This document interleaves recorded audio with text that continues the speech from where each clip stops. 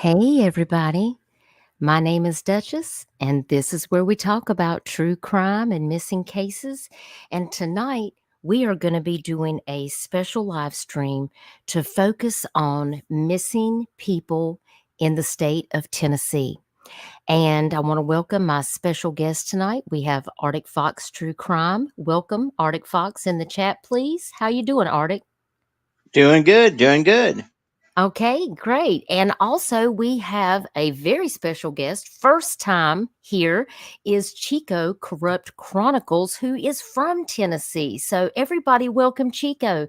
Chico, thank you for being here. How are you? I'm good. Thank you for inviting me. Yes, absolutely. Thank you for asking me to host this very special live stream because Tennessee has a lot of missing people. And when we were working together to gather some flyers, y'all, I don't even think we touched the cusp We of how haven't. many people are missing in Tennessee. I was sick this weekend. I had a little bit of a stomach virus, and while I had some downtime, I was just going through Facebook and looking at all of these groups and going through the different police departments, and the numbers are staggering. And I put together a group of flyers, and Chico submitted flyers, Arctic Fox, Michelle Macklin. Thank you, Michelle, for being here. She's also from Tennessee. Um, I just want to thank everybody who sends me flyers because I'm happy to share them. We have such devastation going on right now in East Tennessee, Western North Carolina, Western South Carolina, in Georgia.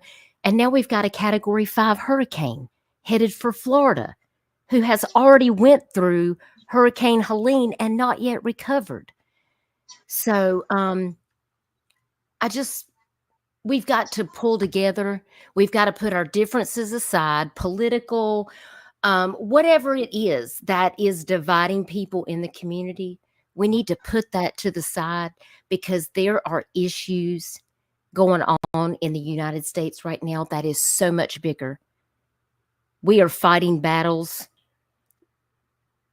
so much greater than one person can handle. We've got to unify. Less arguing, more unification.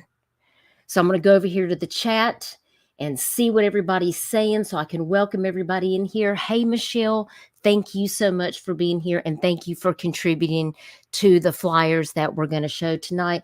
Sexy wild thing, McLovin freaking baby face claws. I have to say your whole name when I see you. I hope you're doing good. I've been thinking about you.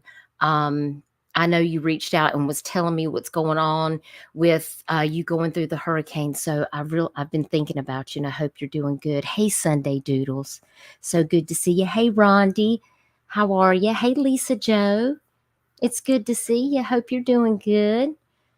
Just gonna scroll on through. Everybody saying hey, hey, hey, Steph. Not that Steph. Don't side eye me. Blankenship. So good to see you.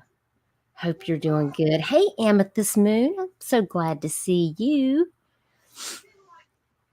Let's see who else we got in the house. Sound of Silence. Good to see you. Hey, Duchess Mods in chat. Hope everyone has a blessed day. Thank you for that, Sound of Silence. Well, we hope you do also. Vet Girl, RW Bus. Thank you for your super chat. That really means so much. Listen, I want to give Vet Girl a shout out because I was going through my comments a couple days ago and I saw that Vet Girl donated to the channel. And I just wanted to let you know, Vet Girl, that I really appreciate you. And what I did was I took that and this last month's memberships and I donated here locally to Spokes of Hope. Which is an organization that takes supplies for Hurricane Helene. They've already made a couple of trips and they're still collecting donations locally. So we donated there, as well as I donated to my family back home. And I did post that on my community wall. And you made that possible. And I just want to give you a shout out, Vet Girl, and just to say thank you.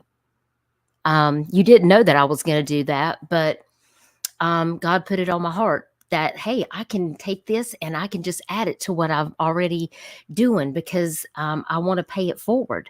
And that really means so much. So this means that I'm going to be able to continue to pay it forward to the people in my state and my surrounding states. So God bless you.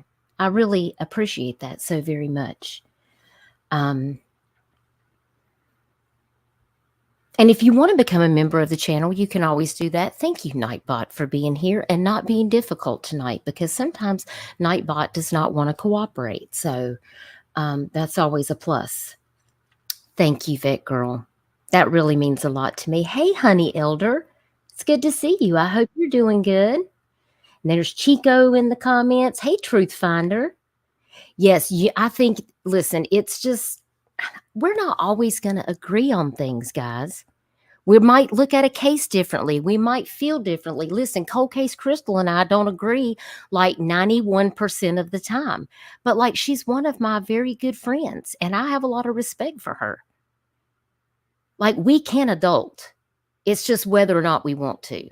I don't got time for petty stuff. Hey, homie D man, I've been thinking about you. I saw your community post, and I just wanted to thank you so much for all you're doing out there in Tennessee. He says, hey, everyone, just settling in from a productive day of cleanup in Greenville, Tennessee, 200-year-old house on the Nolichucky River. Oh, that's my favorite place to camp. Flooded to the chimneys 4 feet from top. Oh, my gracious. I saw your community post, and I just wanted to thank you for going out there and volunteering to help clean up. Amazing, amazing. We appreciate you. Sunday Doodles, thank you for gifting 5 memberships. If you received a membership from Sunday Doodles, please, please thank her or him. I don't know if Sunday Doodles is a him or a her, but please thank them. Sunday Doodles, you're always so kind when I see you in chat. And you know what? I uploaded a video. Let me see if it's on here. All aboard. Welcome to the Dutch Bus Express. Your membership gives you a boarding pass. We're so glad that you joined us over here on Duchess Discussions, where we share true crime and missing cases. Don't forget to hit the like, and welcome, welcome, welcome. Don't forget to buckle up your seatbelt, put on your tinfoil hat, and prepare for the ride. Thanks so much for being here.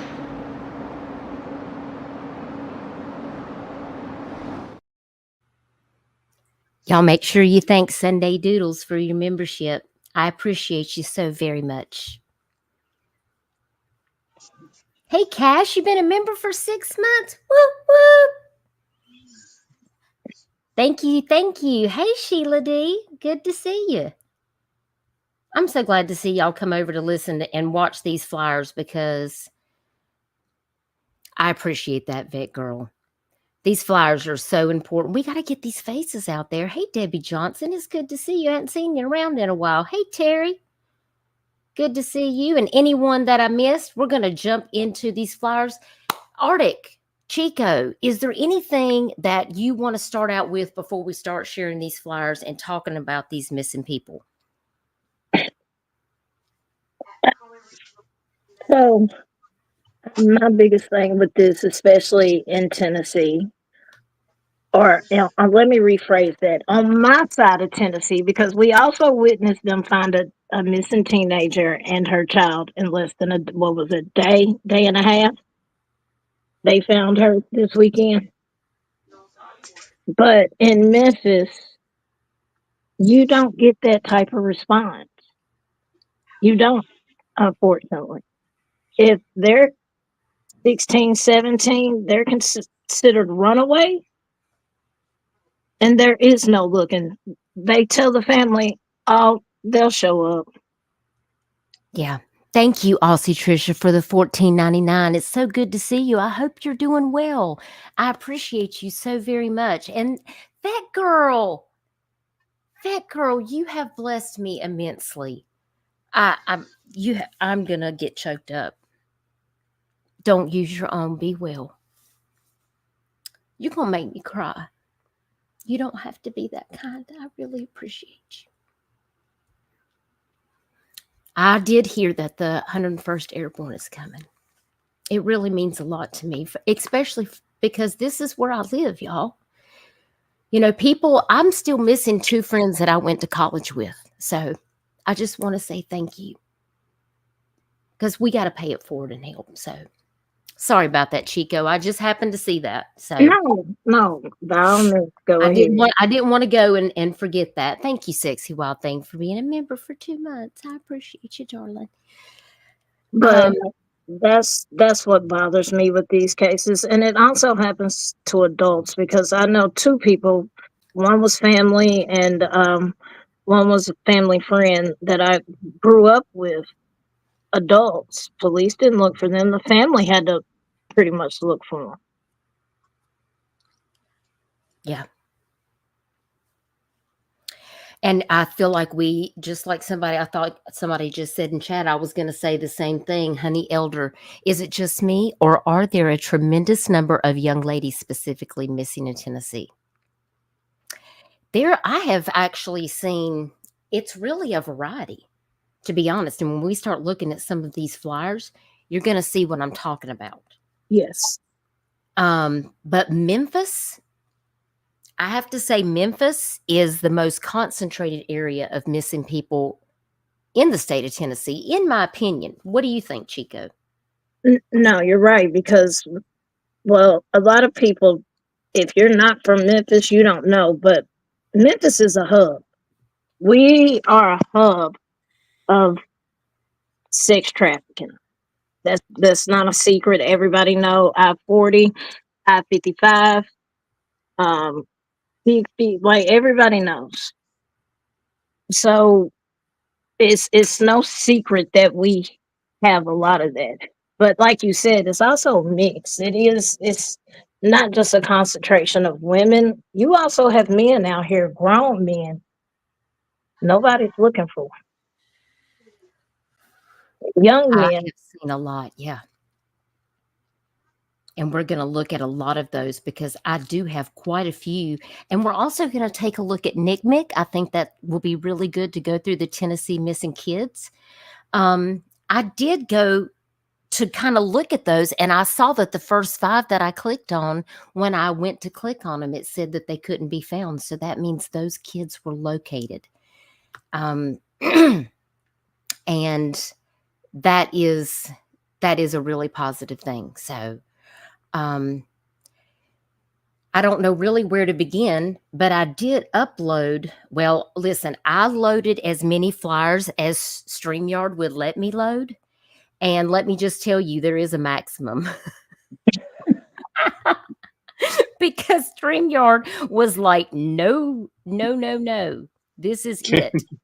And I tried 3 different times to go back in. Look at all these. I don't know if y'all can see my sideboard over here on the panel, but there is so many flyers. I think StreamYard was about to shut down. Let's hope I don't listen, if we go to the moon, it's because I have so many missing people that I have to share with y'all.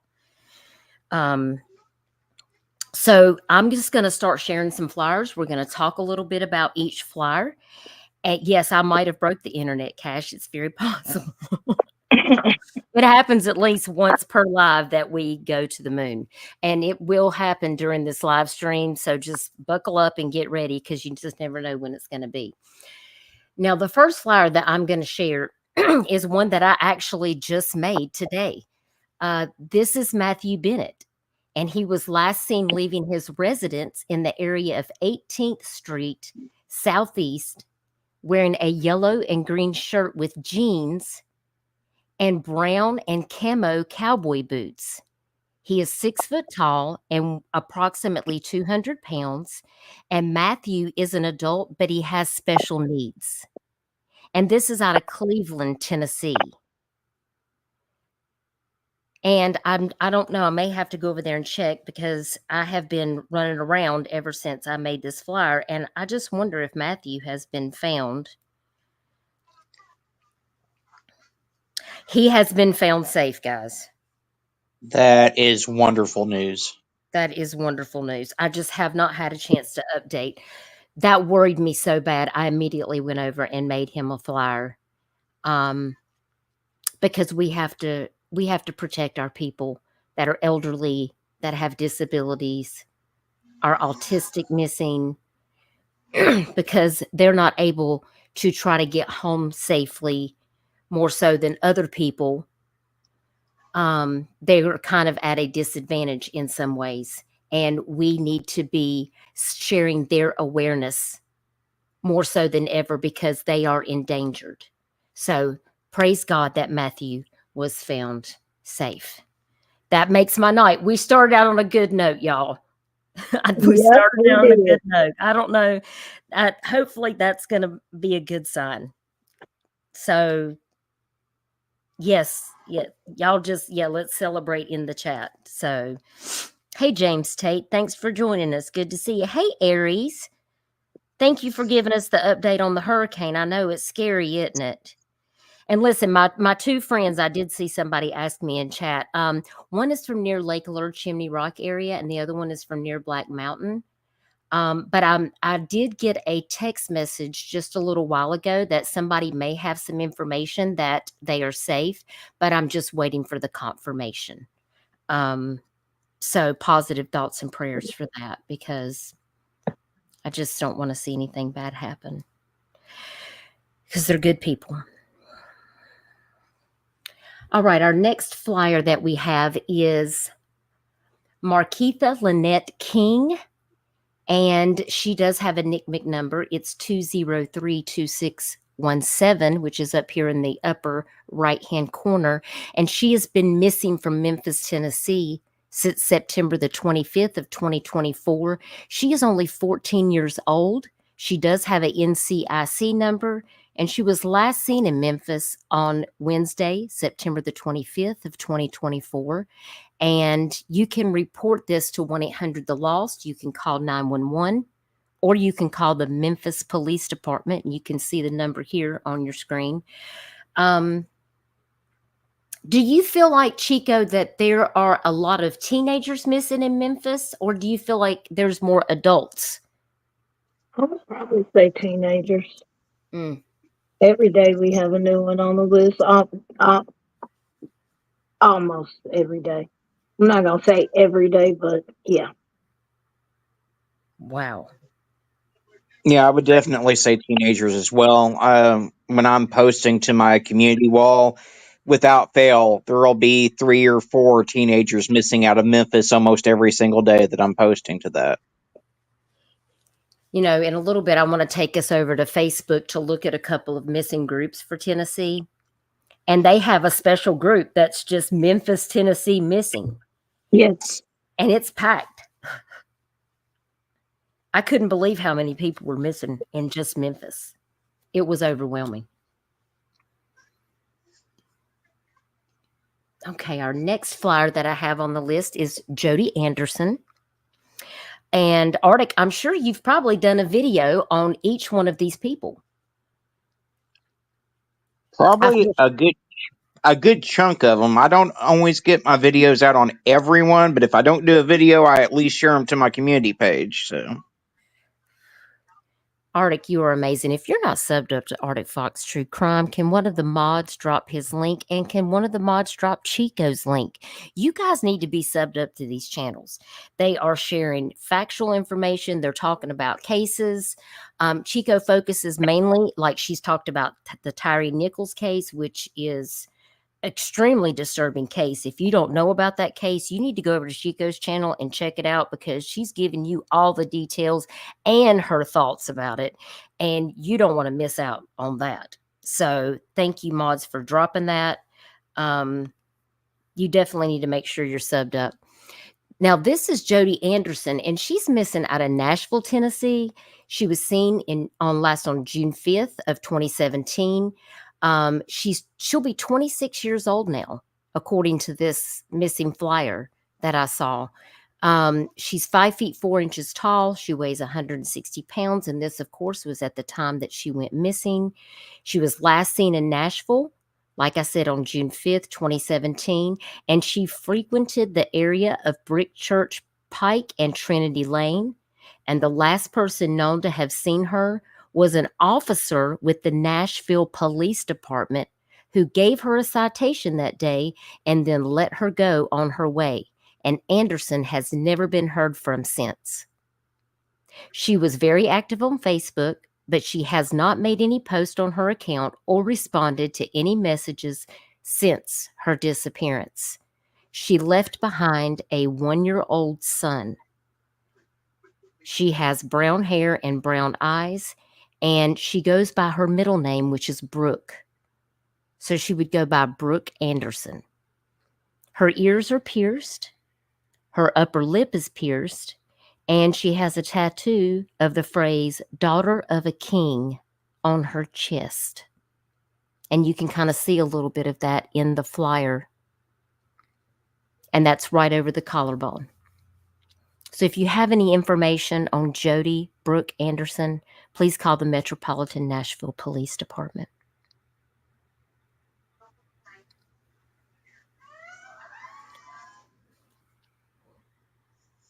That seems like a suspicious case. She has a 1-year-old son. She got a ticket and then she's just not heard from again.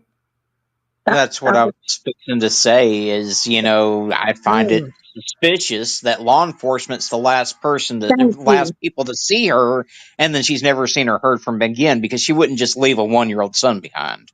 Thank you. I'm sorry I didn't want to throw that out there, but my question was about to be, is it actually on record he let her go?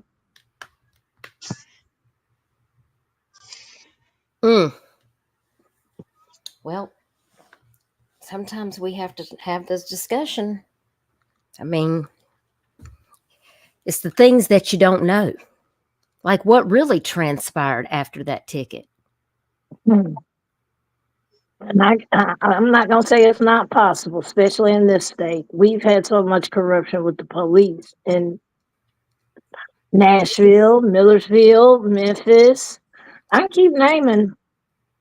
Well, Chico, you've been bringing a lot of attention to that, and I appreciate it. I mean, because corruption happens here in South Carolina too. It's happened in the Tyler Doyle case, which is how SLED got brought in to trump South Carolina DNR because they didn't know what they were doing.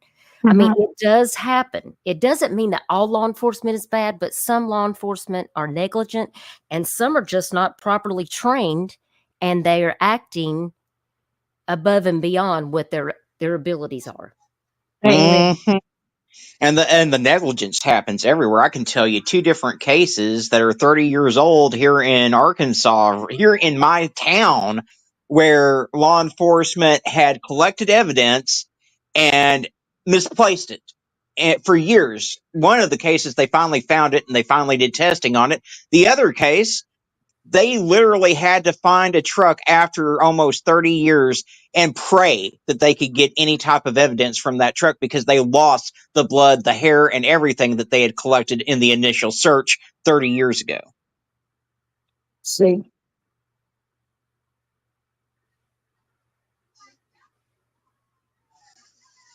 Yeah. Absolutely. You just don't know. No, and that's really concerning.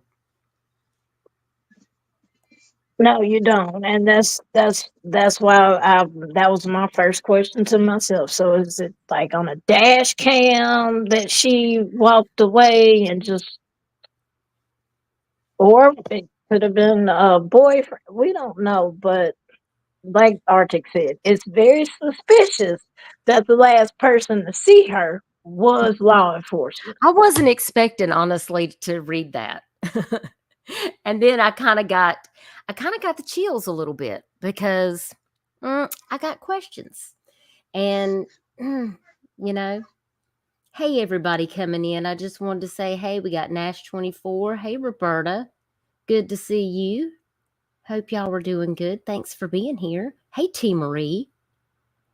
So good to see you. James Tate, I think I said hey to you earlier. If I missed anybody.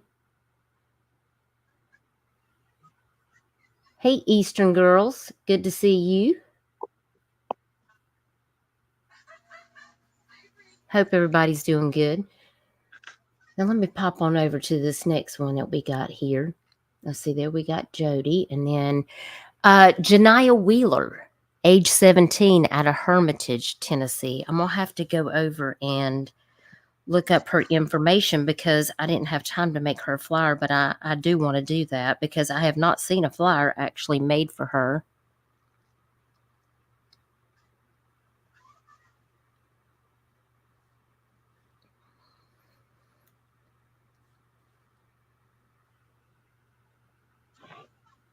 Niyiah.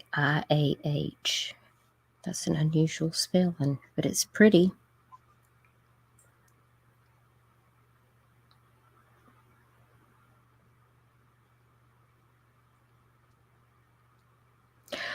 Okay, this was a really interesting post that I thought I found.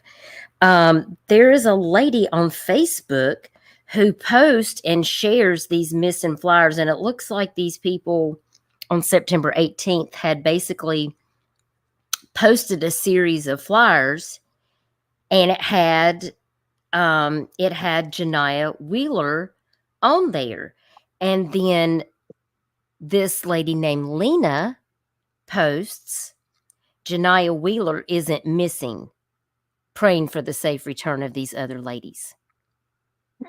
Wow. I kid you not. And I just thought that was very interesting. Very rude is what it is to comment that a child's not missing on a missing persons post. Right.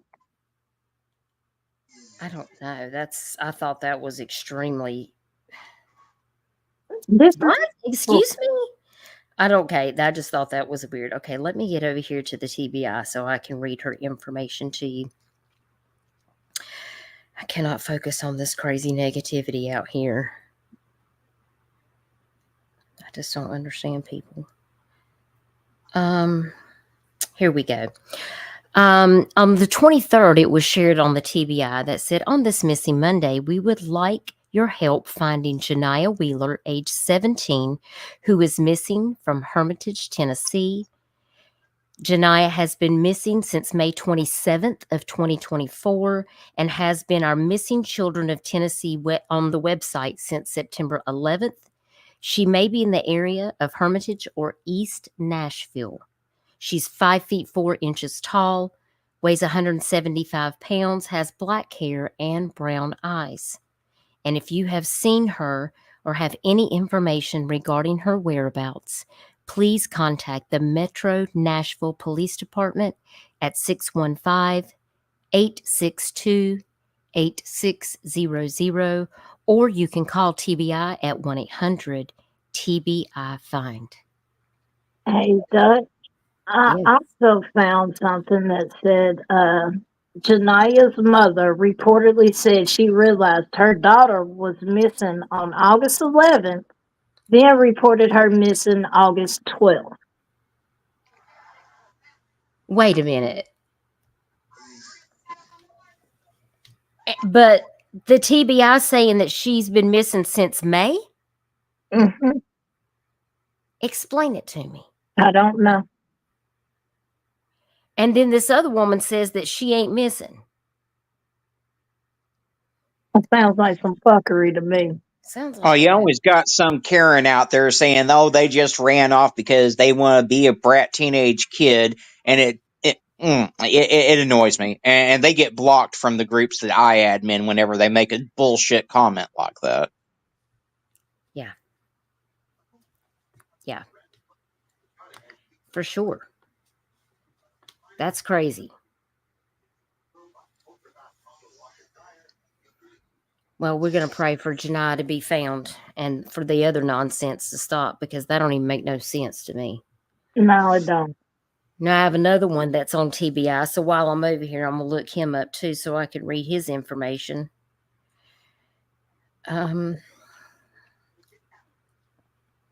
Scrolling. There's just so many things. Oh, here we go. Okay. And this was another missing Monday. This was back on September the 16th. TBI was asking for your help to locate Samuel Finney, who's age 73, and he's missing from Memphis, Tennessee. A silver alert was issued on behalf of the Memphis Police Department for Samuel last month, but attempts to locate him have been unsuccessful. Samuel is 5 feet 10 inches tall, weighs 170 pounds, with gray hair and brown eyes. He was last seen on August the 2nd in the area of Westmore Cove in Memphis, Tennessee. Samuel has a medical condition that may impair his ability to return safely without assistance. And if you have seen Samuel or have information regarding his whereabouts, please call the Memphis Police Department, or you can call TBI at 1-800-TBI-FIND. Unfortunately, Samuel's case is most likely going to be a murder. They did charge his nephew for burning down his house. Still have not found Samuel. Chico, are you kidding me? I'm not lying to you.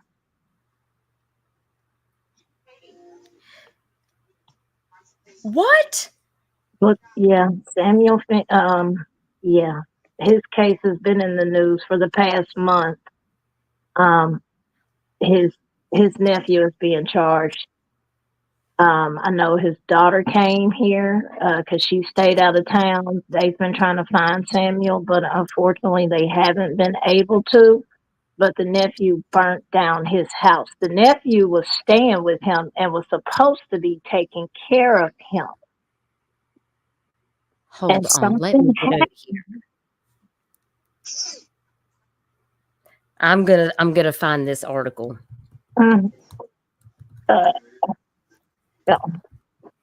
Give me just a second. Hang on.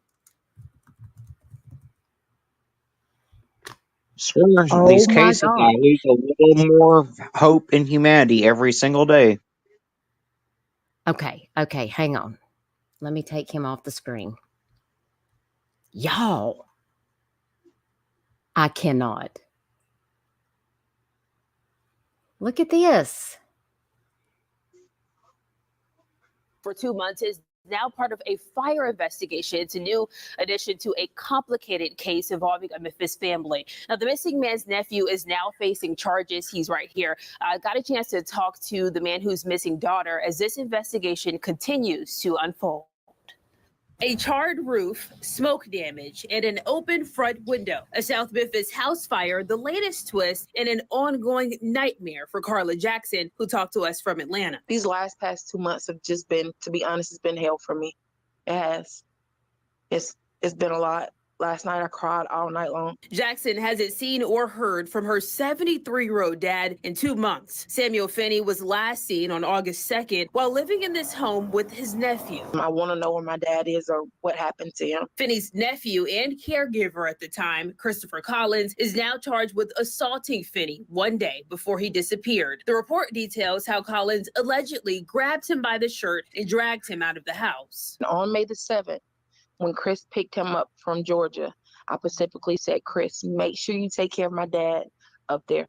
All right, cuz I got you. And then you do this? Memphis police say Collins also withdrew money from Finney's bank account multiple times since he's been missing. Hold on. Yep. I hate to break that news to everybody, but that's why I said his case is most likely a murder case. Oh my gosh. I'm this and the daughter, I mean, here she is. She's got to realize that her dad's most likely gone, and that it was a member of her own family that did it. And not only did he did Chris take her dad's life, but then stole money from him on top of it. I mean, I can't even begin to imagine. Yep. After you looked him dead in the face and told him, take care of my daddy. I got you, cuz. I'm going to tell you right now, if that was my family, I'd be in jail. Me too. Orange ain't my color, but I'd have to embrace it. And they don't allow heating pads in jail, but I reckon I'd have to suffer. Okay? Because this right here, I mean, is it for drugs? Like, what's going on here? What's going on? Because this is crazy. Y'all, oh my gosh. To think that he hurt that dear man. Mm. We ain't got much longer. We're just a few seconds on this video. Let's hear what she got to say. That math ain't mathing to me. As for who set the fire at Collins and Finney's home, Memphis Fire Department says the investigation continues. I want to know where my dad is.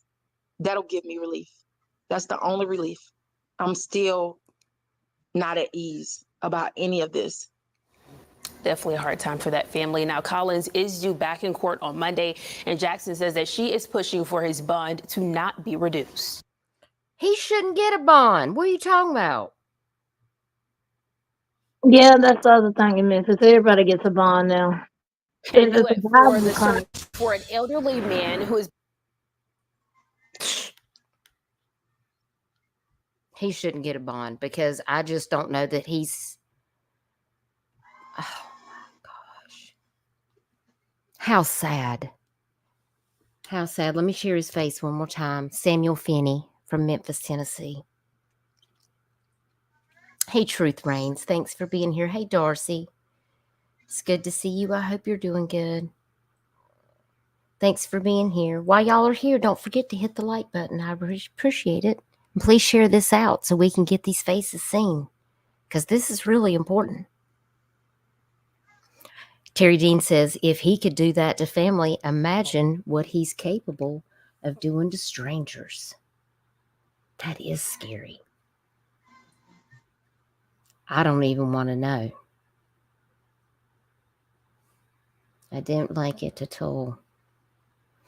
Okay, the next person that we have missing is Branson Funderburg, and I did not check on him today either. Y'all, I'm falling behind. I got too many ducks on my plate. I wish that Nick Mick would go back to their old style of flyer. They don't even put the height, the weight, or any of that on their information. I know, and I don't like that because I think that really helps.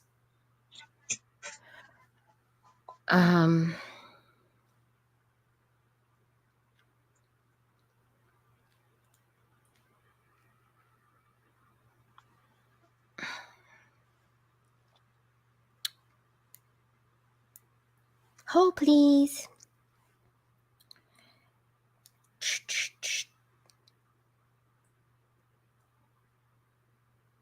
And he is actually, I think he is on the Nick Mick site as well. And yes, he is actually still missing. And Branson Funderburg went missing on September 12th of 2024 from Johnson City, Tennessee. He is 15 years old. And he was last seen on September the 12th. And that's all the information that they give you now on Nick Mick. No specific information unless they include another photo. They'll say, here's another photo. And that's it. And if you have any information on Branson, you can call the Johnson City Police Department at 423-434-6160. And that is all the information that they give. Yeah. I don't have any information of anything connected to his disappearance other than that information right there. I was looking to see if anybody else posted on it or if it was on a police website, but it's not. And that's frustrating too. The police should automatically put these kids on their websites when they go missing.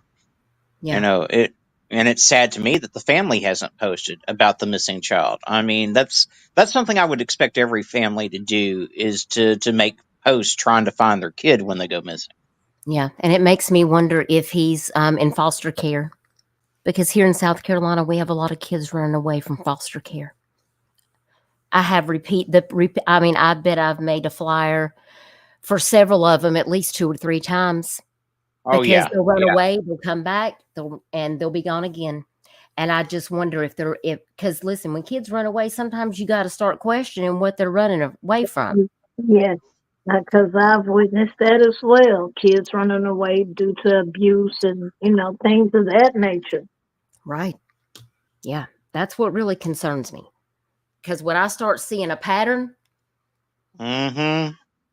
and I've got this one girl, she was missing here, right in the area where I live.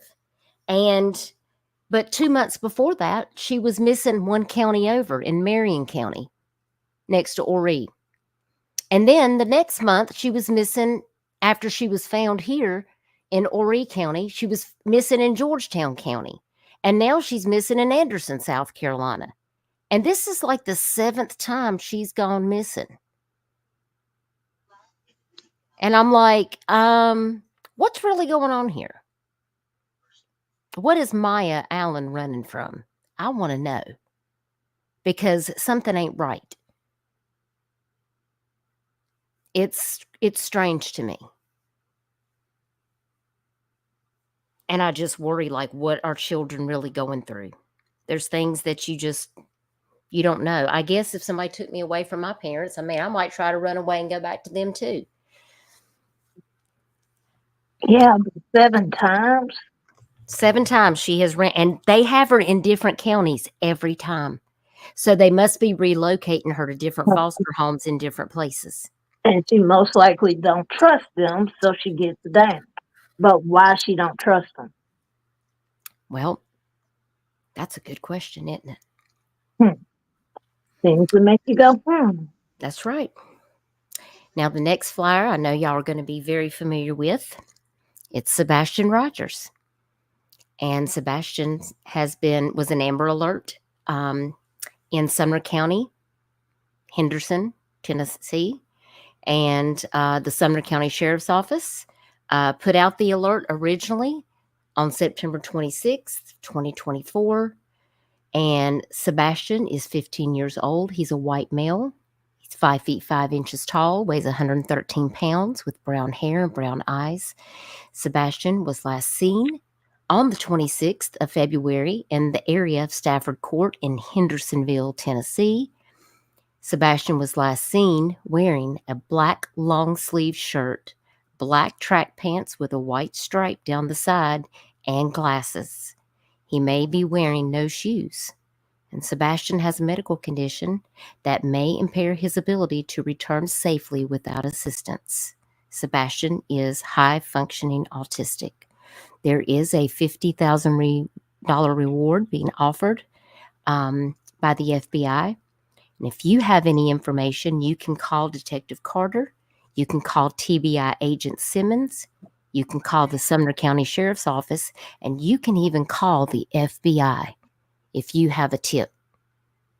Don't call Dog. Don't call Nick the Hat. Don't call Facebook. Don't go into a Facebook group and tell them that you think you've seen Sebastian and then tell everybody about it. Call law enforcement and make a credible report of what you know and let law enforcement handle it. And we pray that Sebastian will be found and located safely as soon as possible because he's been missing for well over 200 days. And he is such a handsome young man, and I hope that he is found as soon as possible. I hope it is a good outcome for his family.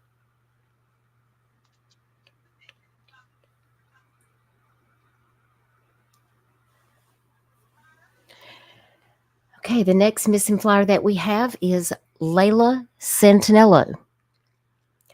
Layla Santinello is still missing from Kingsport, Tennessee. She's been missing since June 26th of 2023. There is a reward for information leading to Layla's location. She's listed in NamUs. She has a missing persons number 106365. Layla is a white female. She is 20 years old. She's 21 now at the time that I made this flyer. She's 4 feet 10 inches tall, 135 pounds. She has dyed blonde hair with brown roots and brown eyes.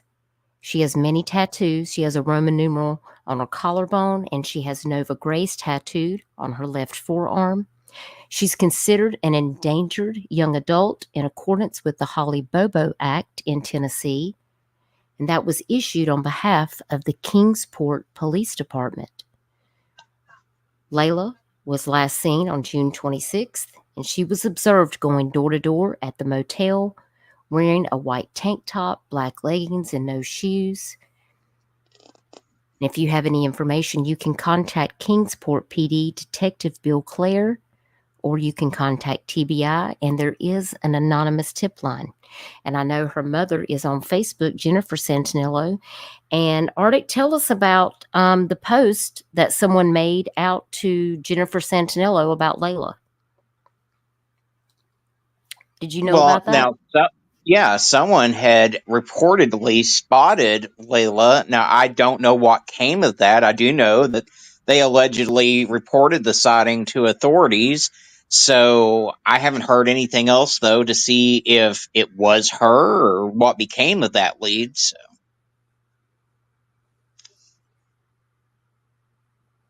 Yeah, I do wonder, because she said that that person wasn't able to get in touch with Jennifer. So I do hope that they were able to make contact with each other via messenger. Probably she sent her a message and it might have went to her spam folder or something, and maybe Jennifer didn't see it. So I do hope that there was some positive information, and if it was something that was credible, hopefully law enforcement got involved. Because I feel like something suspicious happened with Layla. I do too. I mean, I'm going to keep my opinions of Jennifer to myself, but I do find it kind of ironic that she was in the middle of a custody dispute to get Layla's child when Layla went missing, and she wasn't the one to report Layla missing. It was her father, who was several states away, that reported Layla missing. Wait, what? Yeah. Are you serious? Has a heart attack. And nobody has looked at her? I don't guess. Oh, okay. I always thought it might be her boyfriend.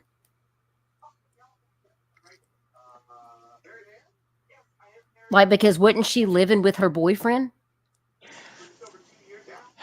Well, there's been a lot of different stories put out, but yeah, I think it was a boyfriend / ex-boyfriend. I'm not sure exactly what happened, but they even, one report that you read says that she was last spotted at a motel.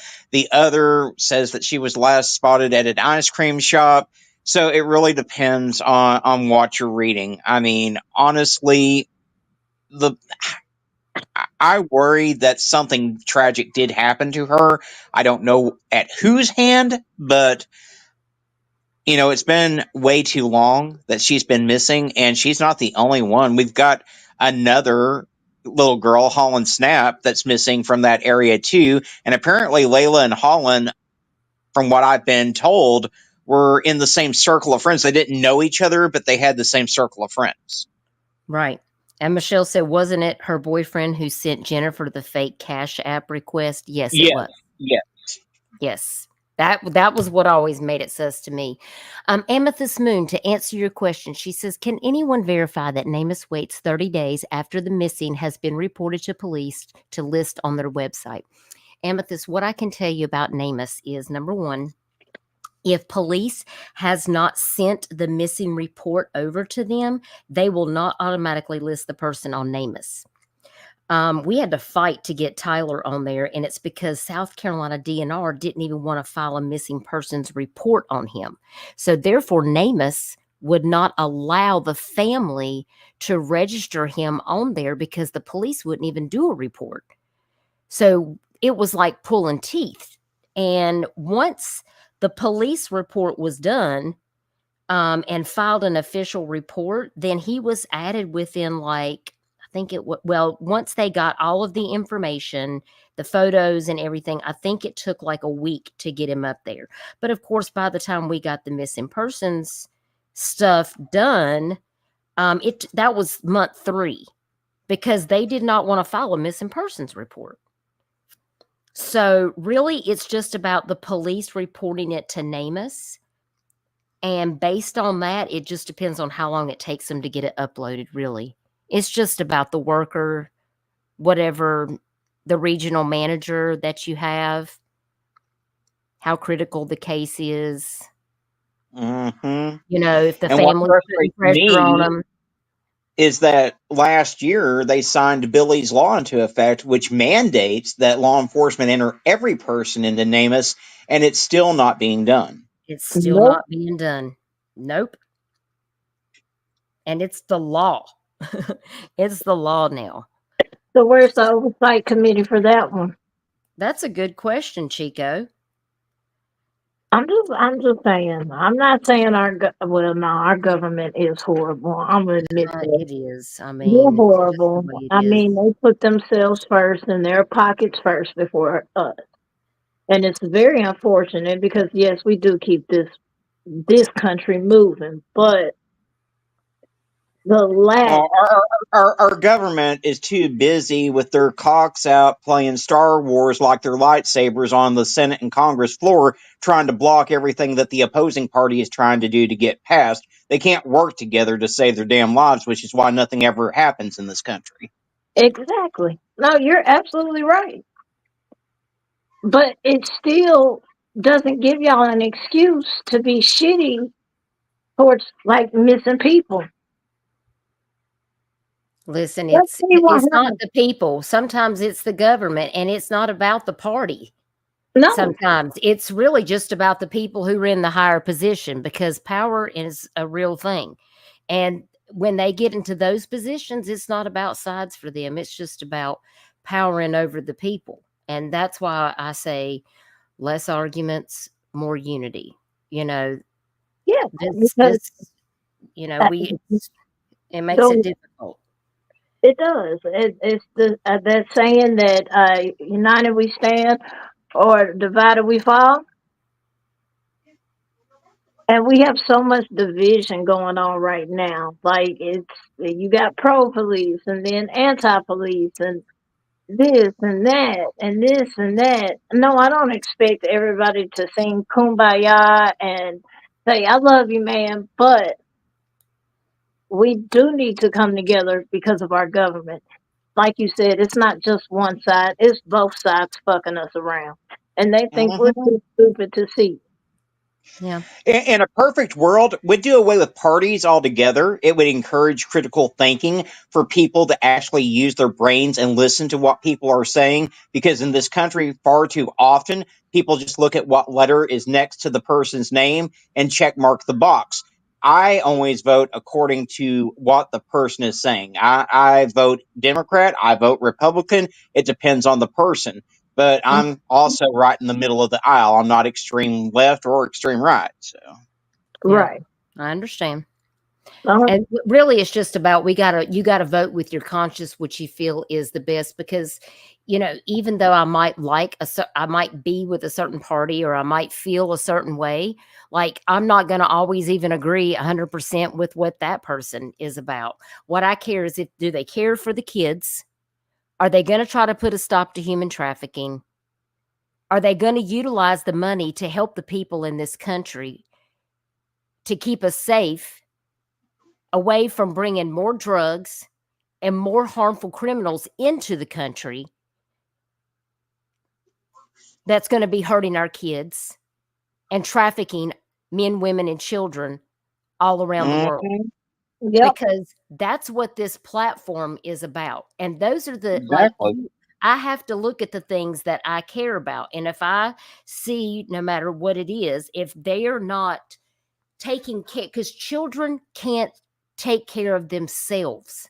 It is our responsibility to make sure that when we're voting, that we are looking at what they're doing to protect the families and to protect these children that are in foster care. You know, how are they working to help? You know, where's the money going to help these kids that have been through all of these things? You know, I think about all the stuff that's going on, like with Diddy and all these things. Like, it's so much bigger than that, than just him. Can you imagine the kids and people that have been harmed in a situation like that? that's just one example. How many people are connected with that? How many it's people are so focused on him. What about the kids? Oh, What about the exactly, kids? exactly, and Yeah. and it's all over the industry, not just in, say, the entertainment. I mean, not just actors and stuff. The music industry as well. What hell, for God's sake, whoever thought would be sitting here with Garth Brooks involved in a scandal, and here he is getting sued. I'm Look, telling you, it's crazy right now. It scares me for like my nieces and nephews because they're just little kids. And that's the first thing that I think about is what would I want for my nieces and nephews? Because this world that we live in today, y'all, this is a scary place. Look at all these people that we're talking about that are missing. Yeah, there might be people that leave of their own free volition, but where are they? Because I'm telling you, there is some shady stuff going on out there. And some of these people are probably not missing of their own free will. You know what I'm saying? Like, where are these people? Mm, Yeah. And it's Chico's right, especially about the interstate system. I've done videos on it. A yep, lot of these truck stops along the interstates are actually fronts for trafficking rings and prostitution houses. yeah, And the closer that these kids go missing to the interstate, that's what really pisses me off more than anything is that law enforcement has like this rubber stamp. And any child over the age of 10 that goes missing is automatically stamped a runaway. Well, who gives a flying F? You know what? Statistically speaking, runaways are at a higher risk of being trafficked or sold into prostitution than an abducted child is. yep. and I just don't know why they don't see that as an issue though, Arctic. Well, Like, they I just feel like they don't care. It's like, well, if you have any information and this, because we cover cases, like we've talked to families, the parents will tell me, well, law enforcement says if we find out anything to let them know because they ain't looking. no. And their excuse is gonna be, I can tell you from my city, their excuse is gonna be, our resources is stretched too thin already as it is. We can't put 40, 50 people on a missing person. Oh, I've heard that Oh, but here you locally know too. what? You know what my reply to that is when a rich blonde blue-haired woman named Eliza Fletcher went missing out of Memphis. You sure had all the resources in the world to put on her. Lord, that blew up. That blew up like nobody's business. I remember that. And what made it really bad, y'all want to know what made that really bad? And y'all can go look it up. I ain't got no reason to lie about it. A teenager went missing during that time. You think she got any motherfucking airtime? Nope. A black teenager at that.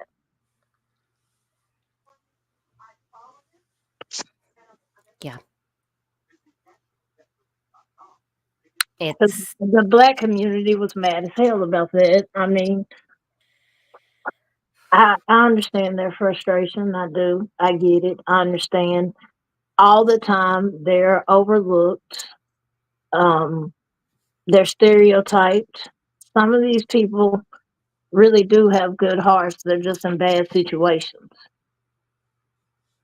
Not everybody out here is evil, but the way the police treat them, you're evil.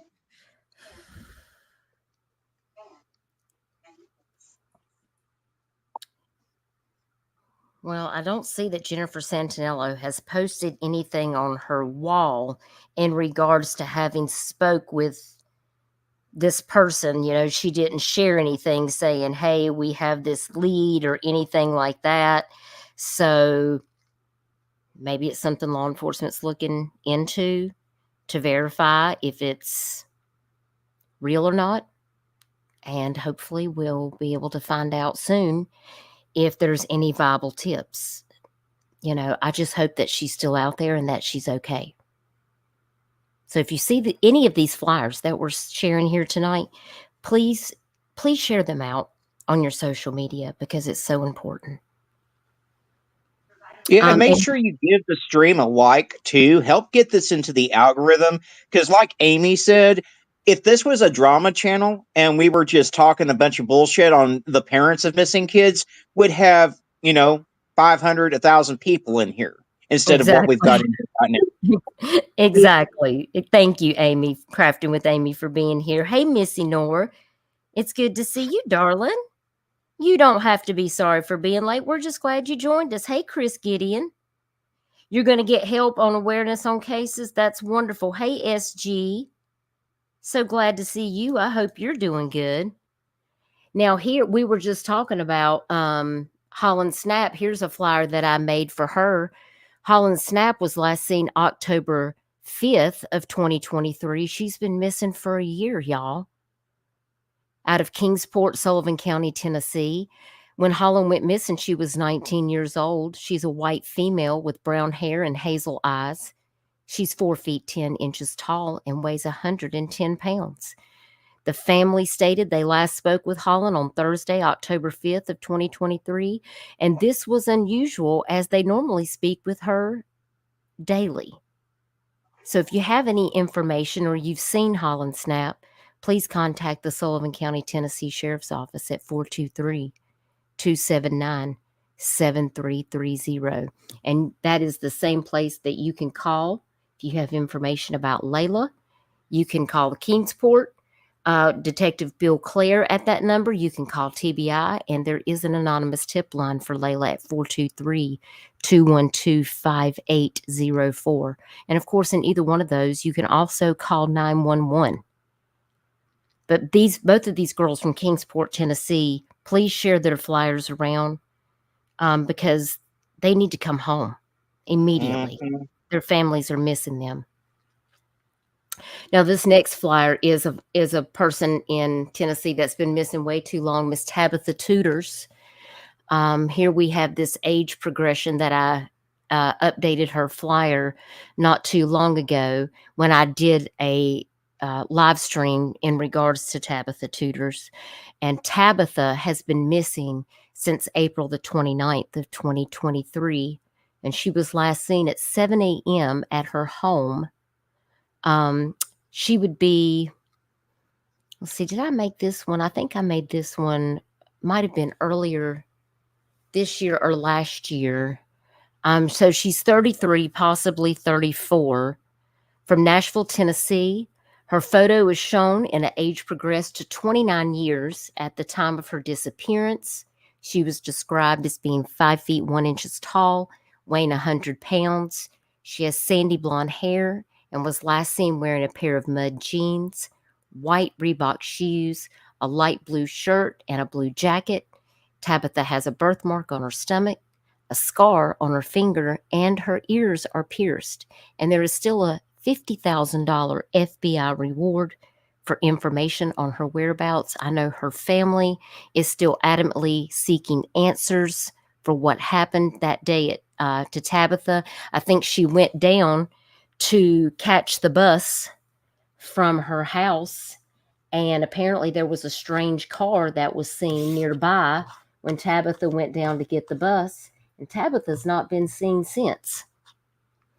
You can call the Nashville Metropolitan Police Department, or you can call the Memphis FBI office if you have any information. And that's right, Terry, her parents have never moved in case she comes home. That's exactly right. That is such a sad story.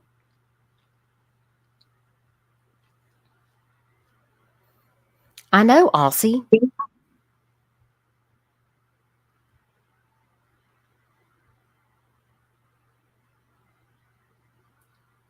I agree, Michelle.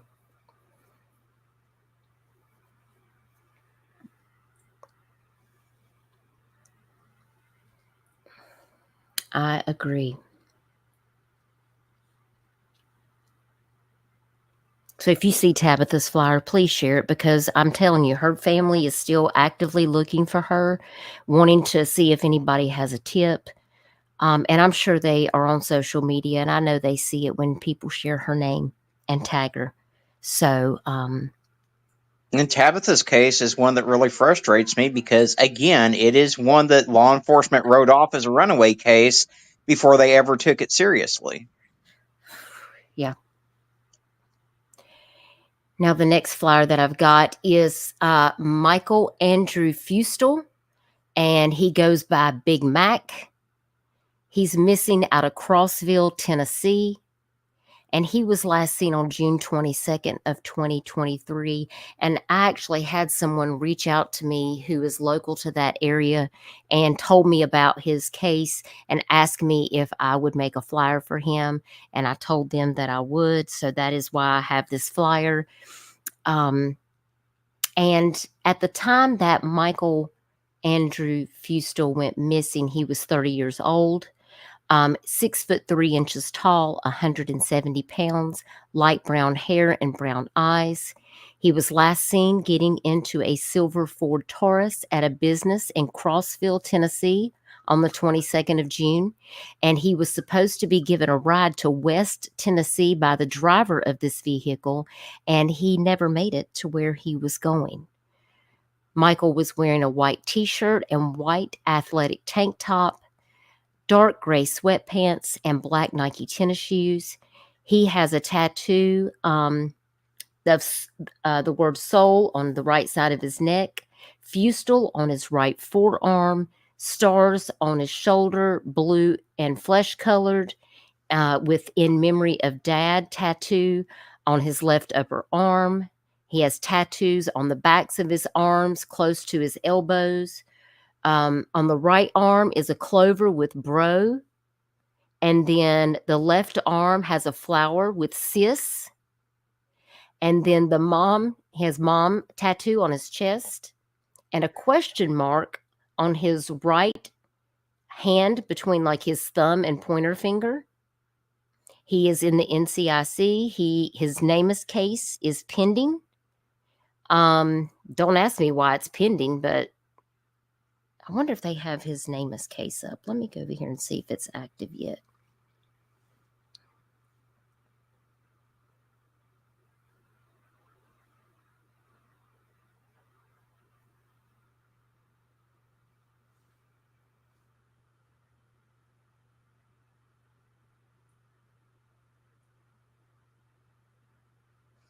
He's not on NamUs. Why?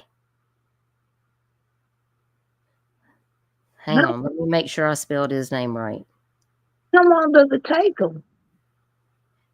See, that don't even make any sense. He's been missing for over a year.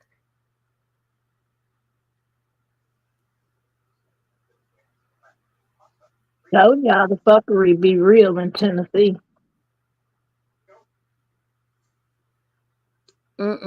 No, he does not have a NamUs number. So apparently it must be still pending. That or they never entered him into NamUs. See, it takes the family, like, contacting them, like with Amber Ray's case and Tyler's case. Like, the family really had to kind of get on the regional manager, and that's terrible that you even have to do that, but it just makes me sad. So if you know any information about Big Mac Michael Andrew Fustel out of Crossville, Tennessee, and what happened to him that day, he's not been listed in NamUs yet, but he does have an NCIC number, so there's no reason he can't be entered into NamUs. He's got a case number at the Crossville, Tennessee Police Department. So if you have a tip, please do call 911, or you can call 931-484-7231. I feel like, has the police just given up on him? Or I was about to ask, so they I never. mean, when I go look him up online, like, I don't see nothing on him. That makes me so sad. They didn't investigate the person that was in the Taurus? I got questions. I always got questions. None of these things make sense to me, y'all.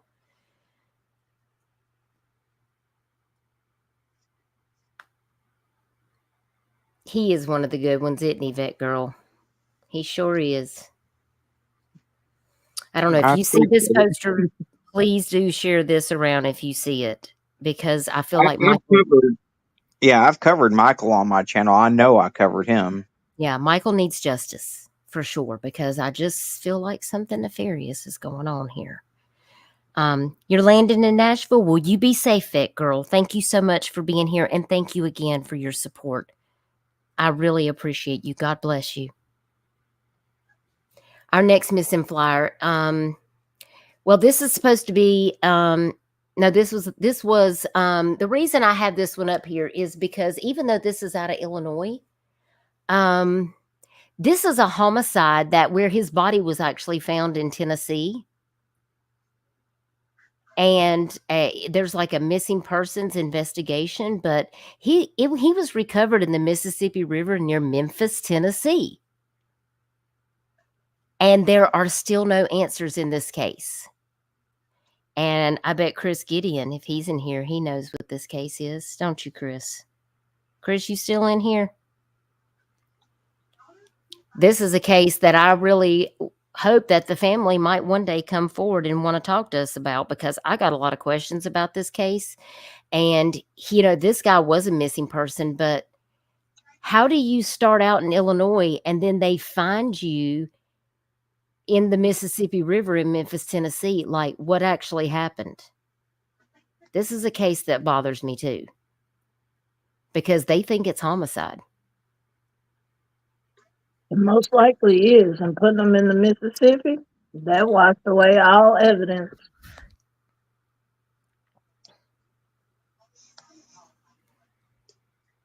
So if you happen to see this flyer circulating on Larry McNelly, there is a reward from his family.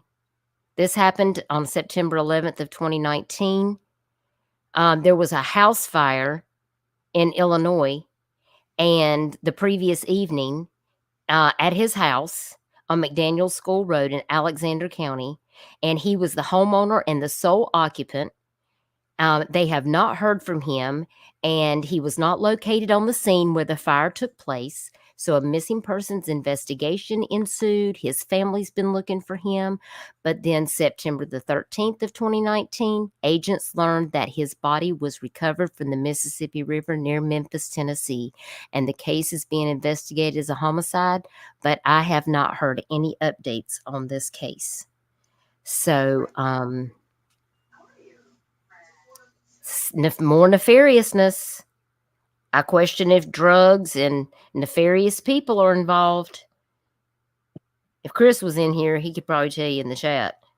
Hey, Lila. Good to see you. Hey, Peekaboo. Hope you're doing good. I don't know. That case, it just gives me the chillies. Mm-hmm. Yeah. I don't like it. All right, our next case is Jaden Carpenter, which if you guys are interested in that case, I have done some lives on this case, Cold Case Crystal. If you're not subbed up to her channel, she is been under the weather. She hurt her leg and she's not been feeling well. So she's not in here tonight. She's probably resting, which she better be resting, because we need her to feel better as soon as possible. But she has also covered Jaden on her channel as well. And I think Arctic has probably also done a video on Jaden. We've also put some billboards up for Jaden. And her sister, Vanna Marie, she's as sweet as she can be. And she just wants answers for her sister. Jaden has been missing since October 7th of 2022. And y'all, that is today. That's today that she's been missing 2 years. So Vanna, if you're out there, I just want you to know that I'm thinking of you today. And Jaden's been missing from Columbia, Maury County, Tennessee, since October 7th of 2022. She is a white female. She was 22 last year, so she would be either 22 or 23 now.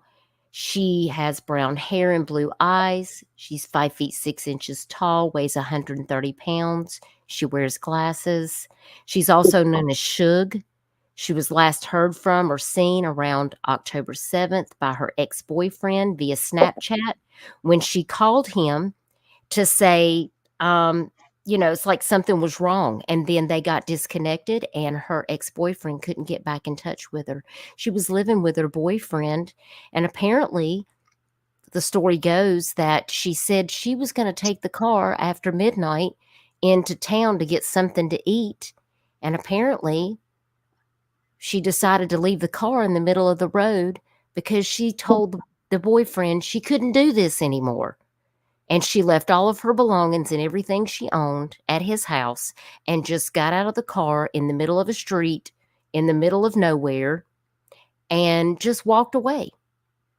And she's not been seen or heard from since, which doesn't make any sense at all. Mm-mm.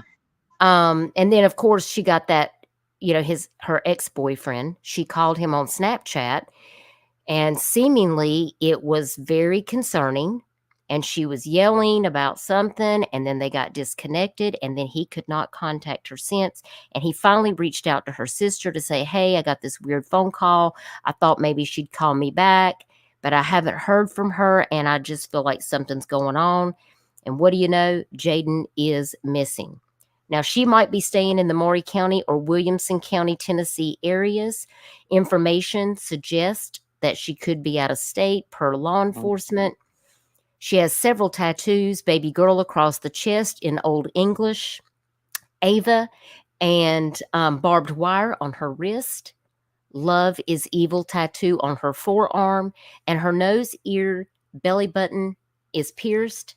She has several small hand, wrist, and finger tattoos. And Arctic, tell us about the sighting out near where you are. There was a possible sighting of Jaden at a McDonald's near the bus stop in Fort Smith. A friend of mine had seen the flyer, this very flyer that I'd posted on my Facebook, and messaged me saying, well, I saw this girl. I bought her breakfast at McDonald's, and then she went to the bus stop, apparently. And unfortunately, I have no idea where she was heading.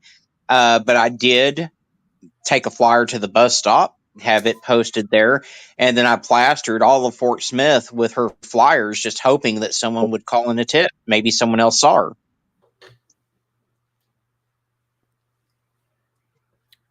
See, just one flyer. You never know when it's going to get in front of somebody who might recognize their face. Hey, I saw this person. Like, that was a strong lead. But unfortunately, he tried to see if he would, see her out anywhere. And after that, she was never seen.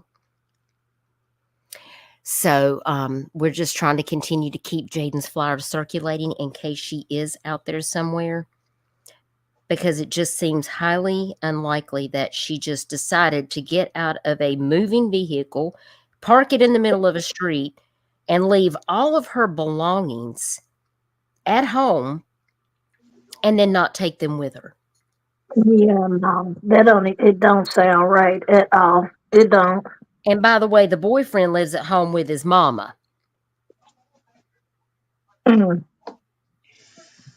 Yeah. And they live on a bunch of land, and they can't go out there and search the land because it's private property, and they won't let them on there. What you hide? No, for real. Like, I mean, no, Yeah. I really wouldn't want police on my property. I'm gonna be honest, I wouldn't. But it's not because I got something to hide. But if they say, "Look, we're looking for somebody," absolutely, go ahead. Can I tell you something else? After Jaden went missing, they put an in-ground swimming pool in. What the? Oh no, nope.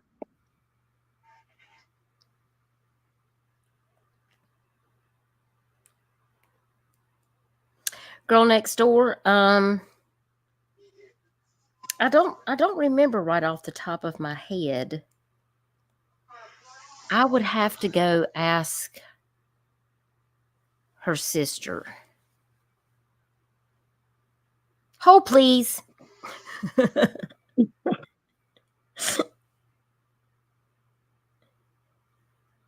She might be busy, but I'm going to ask. Like, none of this sounds right. And the fact that y'all Well, I get why they won't push it, because that can ruin the case too if you try to barge your way on somebody's property. But there was no evidence leading back to him.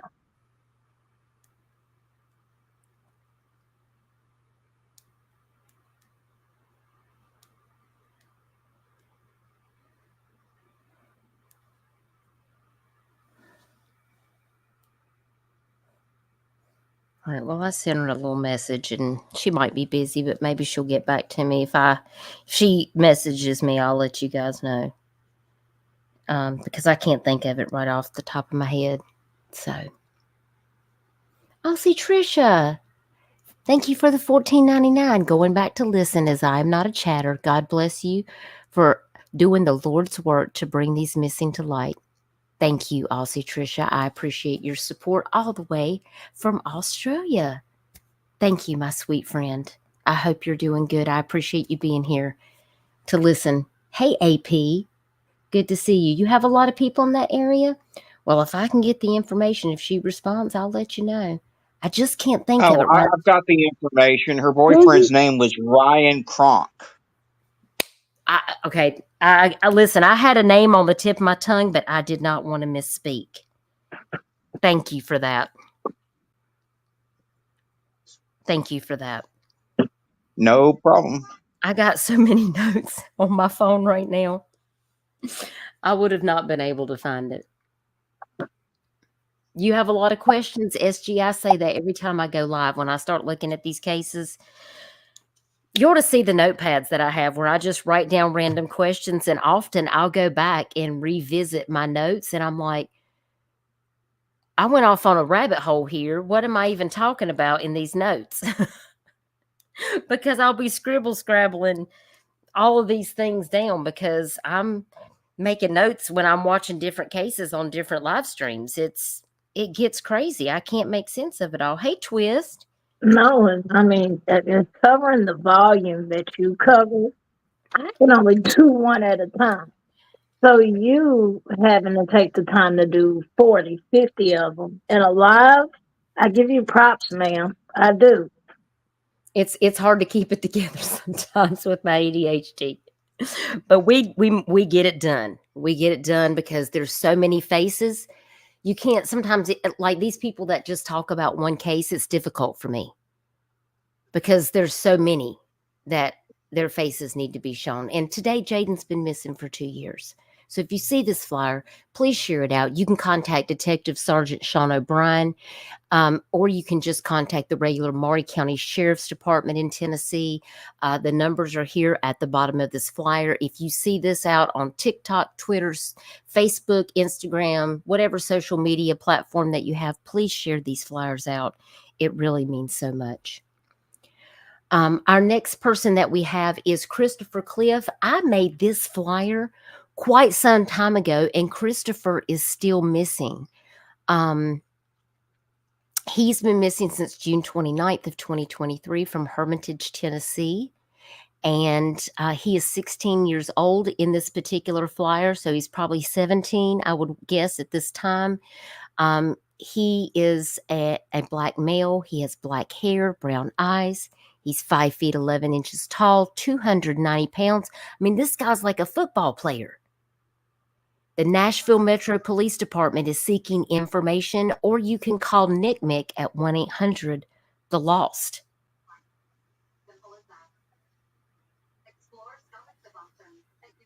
It just worries me when you have teenagers like this that go missing, because I just wonder, like, I mean, he's 16. Did he run away? Did something happen to him? I mean, he's been missing for a good amount of time too, over a year. Yeah. Yeah, and unfortunately, his case never got any real coverage. It's one of those things. That's why it's so important to get these flyers out, because if you're going to depend on law enforcement or the mainstream media to inform you about missing people, don't hold your breath. Yeah, exactly. Now, I know you guys are all going to know who this person is. This sweet young girl that's been missing since June 15th, 2021 from Rogersville, Hawkins County, Tennessee, Summer Moon, Utah Wells.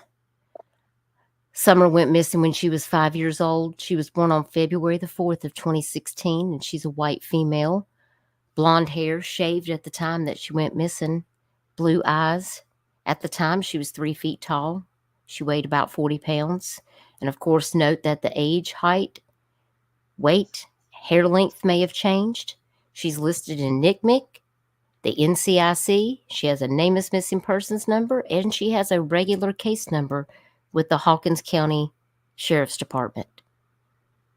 If you have any information or any viable tips about what might have happened to Summer Moon, Utah Wells on June 15th, please report all of your tips to 1-800-TBI-FIND. That's the best place to report. Now, a lot of people are going to ask me why I don't have the age progression photo. So I just want to clarify before we move on. Because that photo looks like she's 15 years old. Mm-hmm. And Summer is not 15 years old. Okay? That this has only been 3 years. So she would only be 8. And I'm sorry, but the age progression photo was just a little progressed for me. Okay? No shame in their game. I think they do a wonderful job and they do the best that they can. But I just don't feel like it's accurate. Michelle, am I wrong? Thank you. Okay, because I thought I was kind of crazy for a minute. Oh no, I've said ever since that age progression comes out that they way too progress the age on that. And it doesn't really even look like Summer. It looks like a superimposed version of Candace and Dawn and the boys is what it looks like. It doesn't even look like Summer to me. I agree. Aussie Trisha, thank you for the $7.99. This is hard on one's mental state. Take good care and break away when needed. I will definitely do it. Thank you, Aussie Trisha, for your support. I really appreciate you so very much. You are amazing.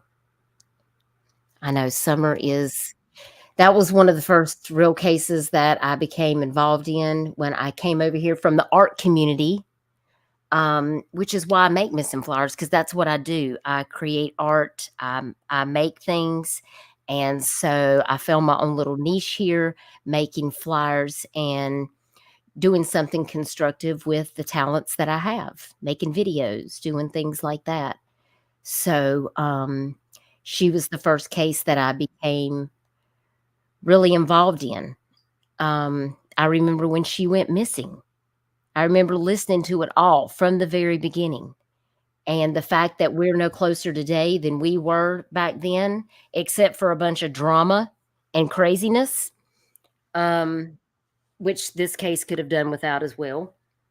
Mm-hmm. I was about to say that was probably the first case where everybody got a taste of what was to come down the road. Yeah. And Michelle says, again, my grandson is a week older than Summer, and he hasn't changed that much. Yeah, I agree. Hey, Mystery, I'm so glad you're here. I hope you're doing good. You're an abstract artist? Well, so am I, SG. I love to do abstract painting. We have something in common. That's awesome. And plus, it helps to relieve my stress when I throw paint and stuff around and make a mess. Sometimes I feel like I need to put a bullseye on there of people that I want to throw paint at. I think that might help focus my artwork better. You know, I literally have an old original Nintendo Entertainment System set up for the sole purpose that I can play Duck Hunt and I can picture whoever's face on the ducks as I'm shooting them. That actually might, that would definitely be some relief. I can see that. I can see that. Okay, guys, the next missing flyer that we have, you know, when I shared this article, do you remember what you said to me in the chat? You said, I can't believe this guy is still missing. Yeah, because I remember covering David, and I would have thought he would have been found by now. Can y'all see how much my flyers have changed from 2022 to now? Drastically. Now, then. Huge difference. This is David B. McAfee, and he's been missing since October 28th, 2022, from Knoxville, Tennessee. These are both pictures of David. He was 31 years old when he went missing. He's a white male, 6'3" tall, 230 pounds. Hair is a reddish light brown. He has blue eyes. The last time McAfee was seen publicly was at a BP gas station off Asheville Highway. He was captured on camera. McAfee's wife received a message from David's Apple iPhone at 7:30 p.m. that there was a crash, but police say no crash was reported. A search party commenced on December the 17th of 2022 at 11 a.m. in Kodiak at 129 East Dumplin Valley Road. And they've had a couple of other searches for David McAfee since that date. This is out of Jefferson County. You can contact the Jefferson County Sheriff's Office at 865-471-6000, or you can call his mother, Melissa, and her phone number is also on this flyer. And I made this flyer on December the 12th of 2022. And I'm just sad that he hasn't been located. Because how do you get a thing saying that there's been a crash, but the police say there's been no crash? Well, did you find his car? Yeah, the math ain't mathing for me. Okay, I don't like it. Was this I don't know Knoxville like that. I've only been there like twice. Was this by water? I'm curious if this was by water.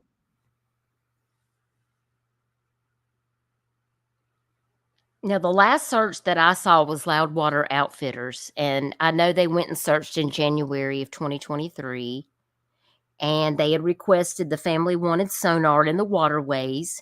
They Okay. checked a few areas of interest on land, and they say without a doubt someone knows something, and hopefully that the community of Jefferson would get together and maybe his location would get revealed.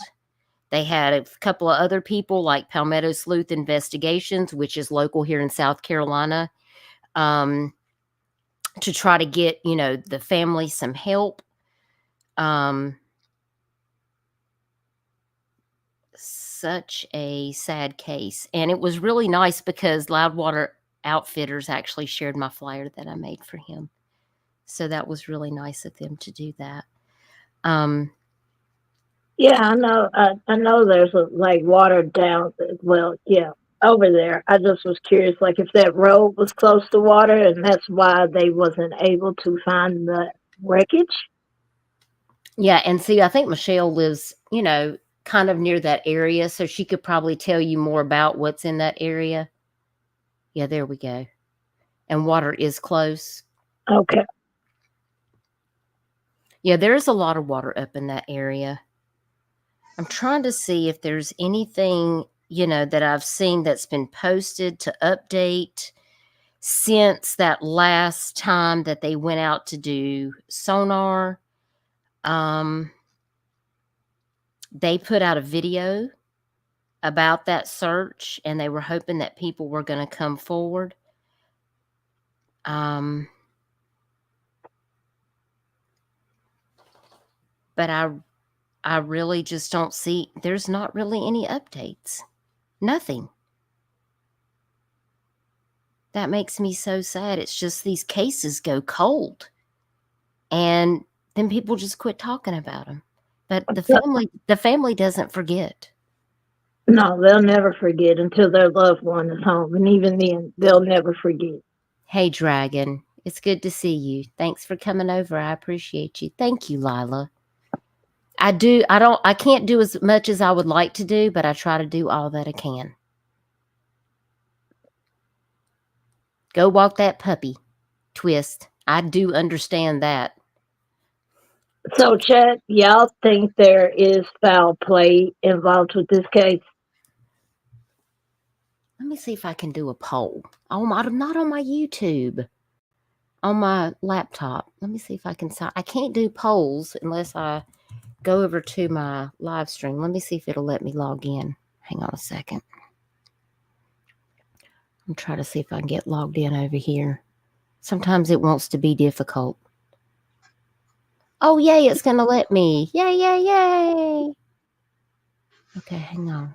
Chelsea, yep. She's always thought there was foul play with this case.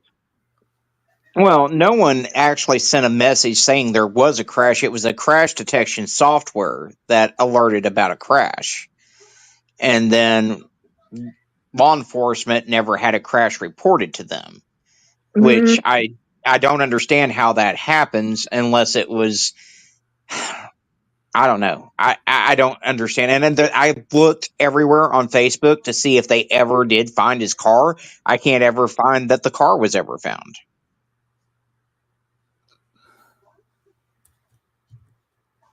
All right, we're going to do a poll. Hang on.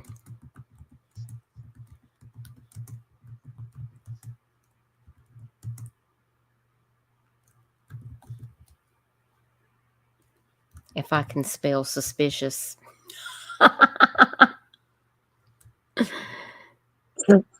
Suspicious. Suspicious.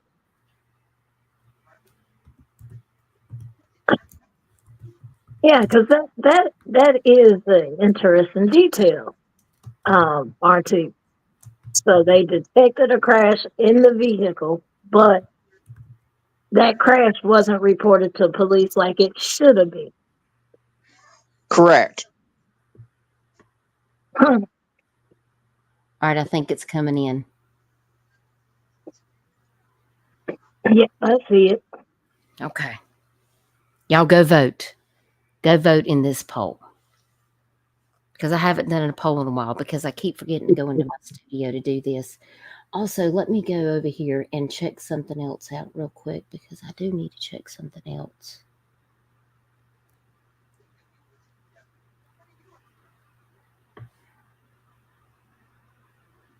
Okay. All right.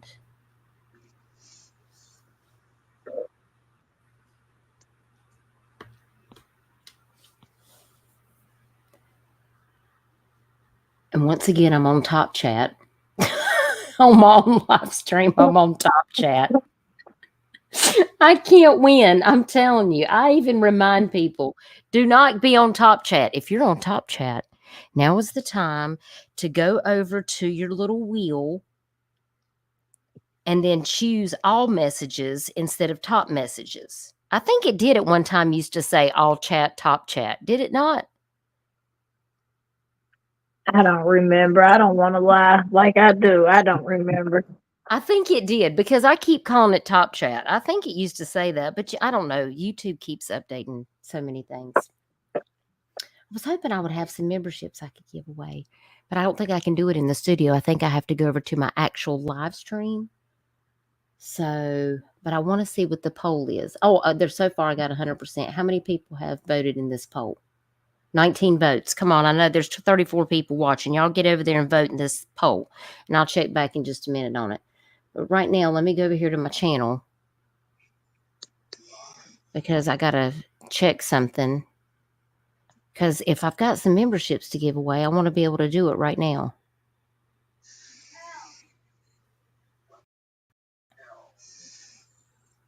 But I got to wait for the live chat to come up on this stream.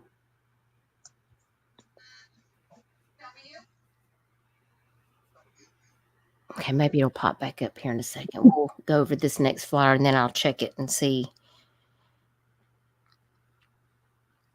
Okay, here's a flyer that, who shared this? Arctic or you, Chica? Who shared this flyer? It was I don't remember. We got so many, and I know there were so many I couldn't remember, but I did see her over in the Memphis. Yeah, group, that's not one. I don't want to take credit for it though, because I do not remember honestly. But that's 901. That's Memphis. So Yeah, I think this was out of the Memphis group that I pulled because I noticed that it didn't give me a location. And that's why I was going to ask because I think it came out of the Memphis Missing Facebook group. This is Tanya Conley, and she was last seen Thursday, July 2nd of 2020. Last seen wearing a white crop top, green pants, and brown sandals. Her vehicle is a black Nissan Versa 2017. She was born August the 6th of 1992. At the time she went missing, she was 27. So that would mean that she is now 30 years old because my son, well, no, she's 32 because my son was born in 94 and he's 30. So she's 32 now. She's 125 pounds and 5 feet 6 inches tall. When she went missing, dark brown hair, black braids, and her eye color is dark brown. And it says her braids were in a lemonade style. Chico, can you tell me what that looks like? You know? Oh, It says her hair was in black braids, lemonade style. they have so many different styles now. I just wanted to know what to be looking out for because I don't know if her picture I don't see any braids in her picture. Hang on, okay, so it's like a swirl, Mm-hmm. and it'll go around like at the top. It's kind of like a swoop, Okay. braided down like a cornrow, but it's swoop. So it'll be like swoop from the left side, and it'll go all the way to the right side. Or they'll swoop them coming down, kind of like bang. Got it. I was just wondering because I was like, oh my gosh, I don't even know what that looks like. If you have any information, please contact her mother, Sally, at this phone number or call 911. Yes. Now, I did find her information. She is definitely missing out of Memphis, and she was last seen at her aunt's house on Spoonbill Drive. But thank you. I was about to say that. Yeah, I was thinking it was out of Memphis. Is where I saw this flyer when I was going through their day. Hey, Earth. And they still have not located her vehicle. Now that's weird. Not even her vehicle? Nope. Tanya has not been seen or heard from since. Further, her vehicle has yet to be located. Yikes. Okay, let me see how many of y'all voted. 20 votes? Come on, guys. There's 35 people watching this live stream. Y'all better get over there and vote in this poll. Wait, I'm back on top chat again. How do I keep doing that? Every time you move to a different screen, it's going to move you back to top. Yes. Okay. So let me go back over here real quick. Okay.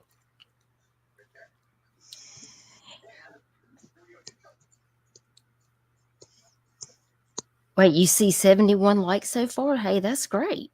Thank y'all for liking this stream, and please do share it out. It's about time I said hey to you, Earth. Listen, you know I'm going to go to the moon. I done been there like twice. I've been on top chat like half this time. Thank God for StreamYard keeping me in line. Let me get over here and find you over here on StreamYard. I'm looking at my phone. Listen, I'm juggling all the things. I'm doing all the things. There you are, Earth. Lisa Joe, you are not useless. Stop saying that. We're so glad that you're here with us. Now, listen, I'm going to give away some memberships. Y'all want to get a membership tonight? Who wants to get a membership? Because I got to give away these memberships, so I might as well just go ahead and do it right now in the middle of this. Because I got to give them away. So if you received a membership, welcome, welcome, welcome to the Dutch Bus. Just want to welcome and thank you guys for being here while we go over all of these missing posters because they are so very important. All aboard. Welcome to the Dutch Bus Express. Your membership gives you a boarding pass. We're so glad that you joined us over here on Duchess Discussions, where we share true crime and missing cases. Don't forget to hit the like. And welcome, welcome, welcome. Don't forget to buckle up your seatbelt, put on your tinfoil hat, and prepare for the ride. Thanks so much for being here.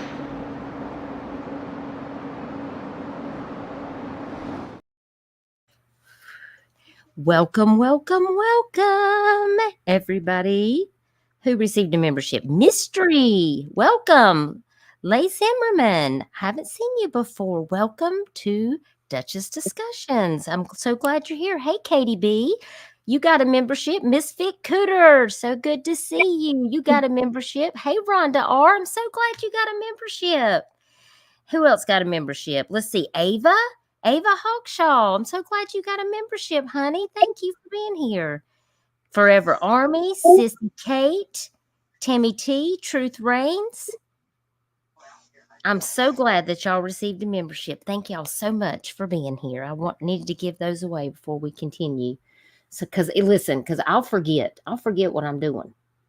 So I wanted to make sure I went ahead and gave those out before we continue, because I'll get sidetracked. And I forgot last time.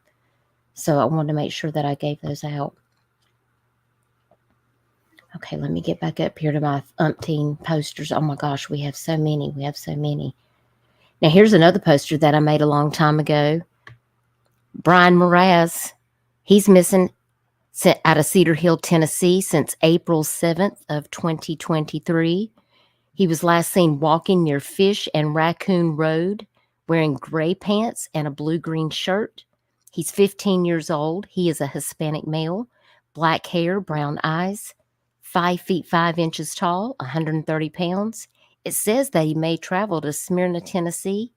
If you have any information on Brian Mraz and where he's located, please contact Robertson County Sheriff's Office at 615-384-7971.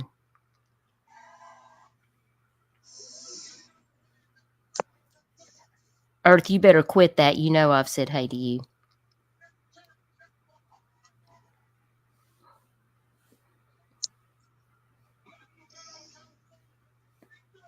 I was hoping you might get a membership. You tried, but you wasn't quick enough. Make sure you got your gifts on. And I don't have any other updated information on Brian Mraz either. That's all I have. And he is listed in NCMEC as well.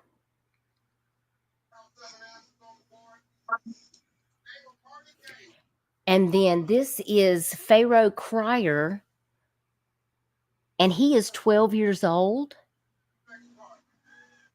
And he's missing out of Memphis, Tennessee. Pharaoh has black hair and brown eyes. He's 5 feet 2 inches tall and weighs 100 pounds. And the Memphis Police Department is attempting to locate him. Pharaoh became upset and left his home at the 3400 block of Benbow Drive in Memphis, Tennessee on September 29th of 2024. His grandmother last saw him in the Mill Creek Apartments. The juvenile is diagnosed with ADHD. He has a small afro and wore a red camouflage jacket, black pants, and black, white, and gold Nike shoes.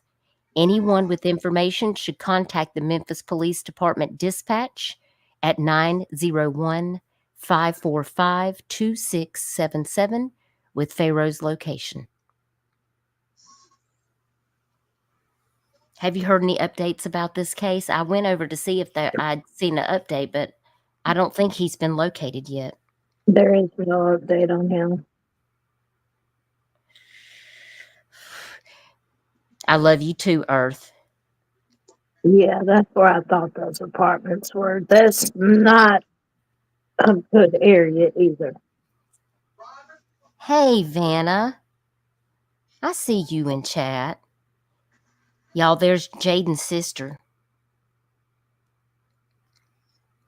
We were just talking about her, and that's why I messaged you to let you know that we were sharing her flyer out, because, you know, today's been 2 years, and I just want you to know that we're thinking of you, and we're praying for you, and we're praying for Jaden for answers to come so that you can have some type of closure.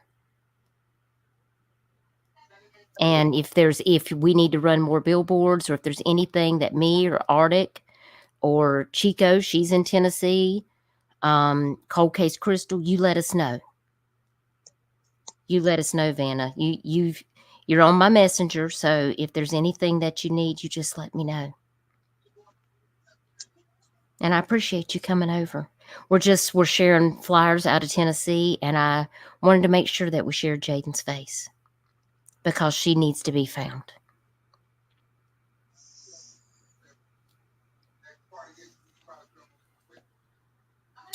Okay, and we already shared a Holland Snap after we talked about Layla Santinello.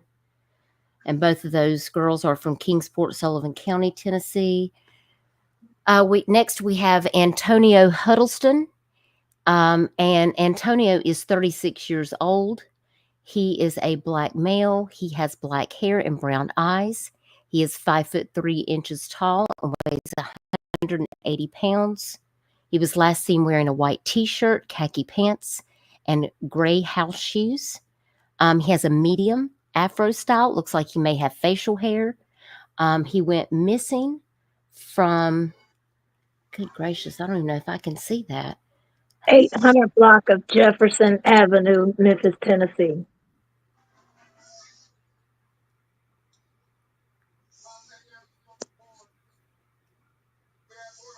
On Antonio? Yeah.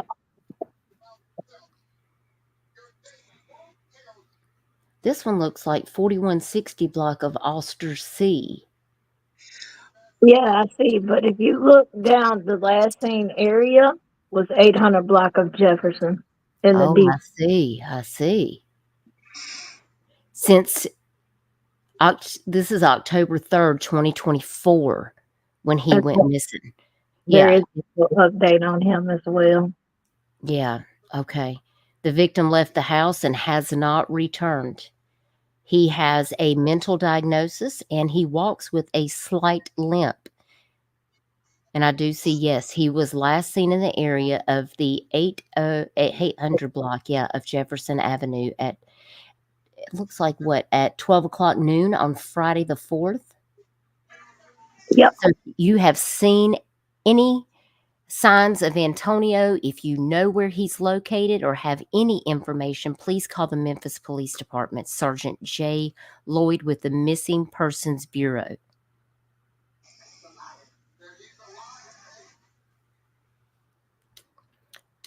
And then next we have Patrick Sparks.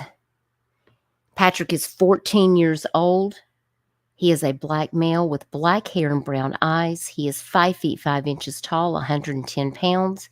He was last seen wearing a red, white, and black jacket, black and white shirt, red, black, and white shoes, and long dreadlocks hairstyle. Last seen 600 block of Peyton Circle, and he's been missing since October the 4th of 2024. He left the residence without permission, and he has not returned.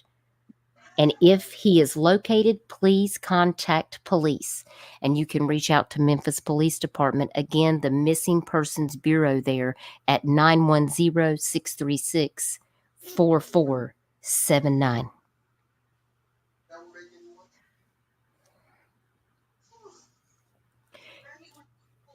And next we have Mario Bell. Mario is 15 years old, and he is a black male with black hair and brown eyes. He is 5 feet 4 inches tall and weighs 140 pounds. He was last seen wearing a black and red jacket, black pants, and he's got a medium afro hairstyle. He's missing from, gosh, I can't even make those numbers out. Is that the 3900 block of Birch Meadow Court?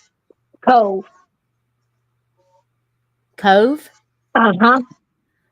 I'm glad you can see that, Chico. You're going to have to start reading these flyers. I'm going to need to get stronger reading glasses from Temu because these words are so tiny on my screen.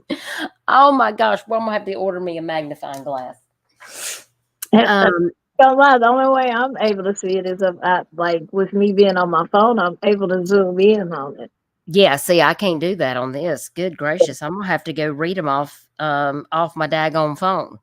That's what I need to do. I just need to go over here and look at it on my daggone phone, because then I'll be able to see it. Y'all, Dutchie got to go have her eyes checked. Okay, yeah, 600 block of Peyton Circle, missing since the 4th of October, 2024.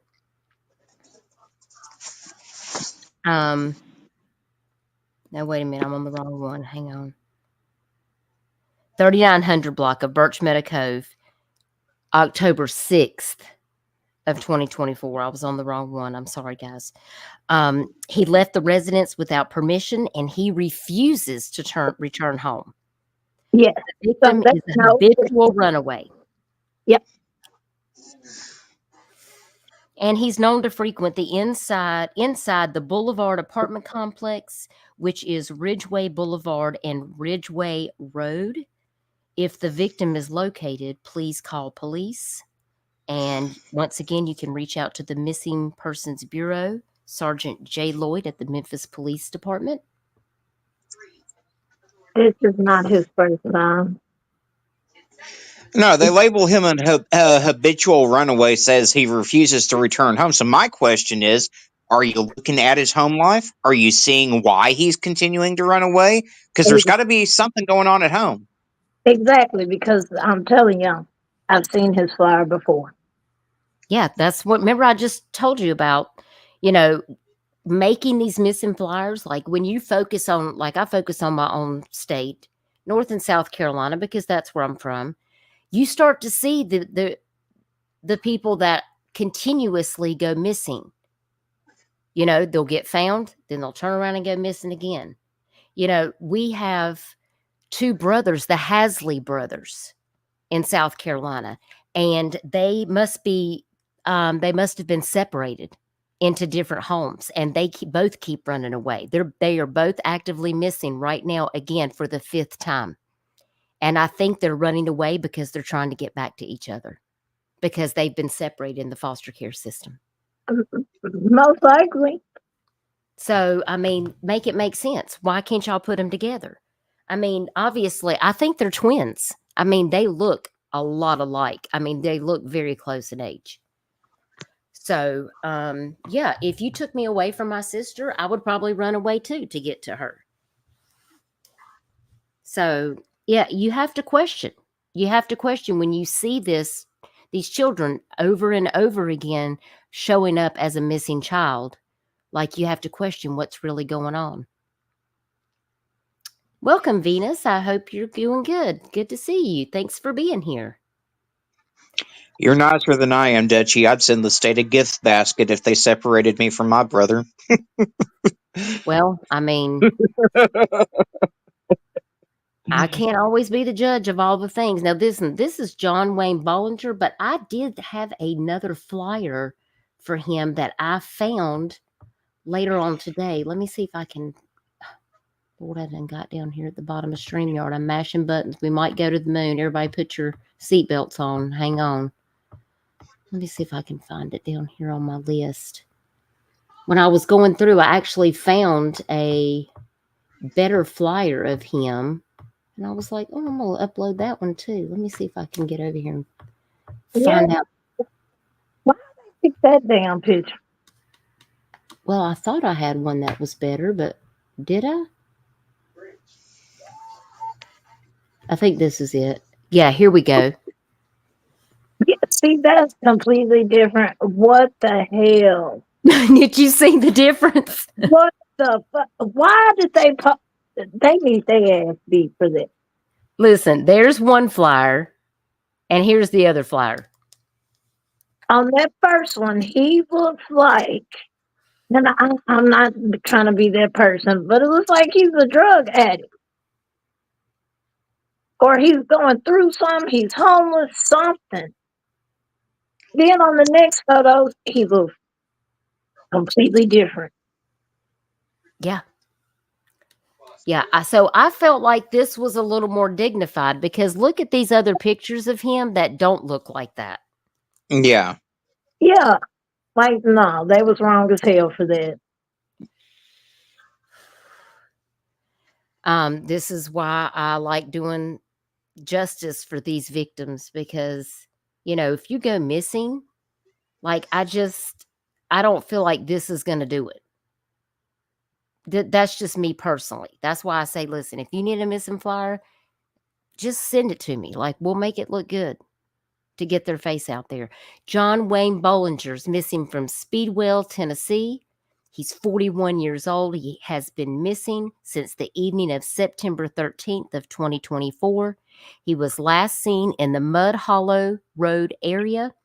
John is 5 feet 10 inches tall, 230 pounds, and is described as having brown hair and blue eyes. He has a history of mental health struggles and is believed to be without his medication. Mm. Mm, Okay. All right. okay. Yeah. John's family is very concerned about his well-being. Anyone with information concerning John's potential whereabouts is encouraged to contact the Claiborne County Sheriff's Office or their local authorities. And it's got Claiborne County Sheriff's Office phone number 423-626-3385, or you can contact 911. And of course, this flyer is courtesy of A Voice for the Voiceless, True Crime Sisters, and they did a fantastic job with this flyer. SG said the first flyer looks like he's on the FBI top 10 most wanted list. Oh my gracious. No, I mean, that first picture did not do him justice at all. It does look like he is a sociopath. I'm saying it. I hate to Listen, do something if sad, I but saw this picture and then they showed me this flyer, I would be like, okay, so where's the guy on this flyer? yeah. Because I mean, I'm just asking. But when they mentioned him being off his meds, I could see depression happening with it. I Yeah. can see that with him losing a lot of weight. It just, it did not do him any justice.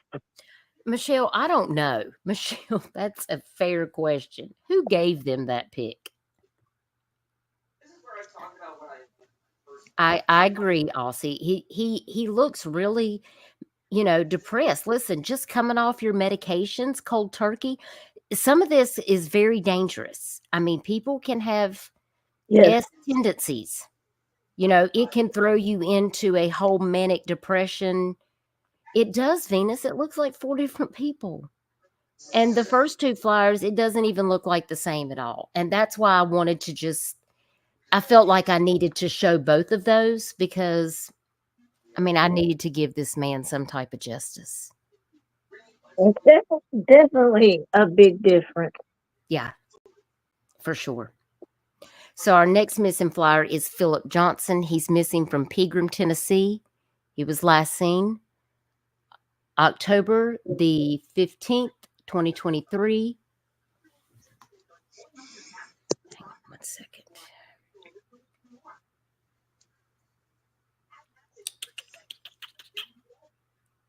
Let me check something here.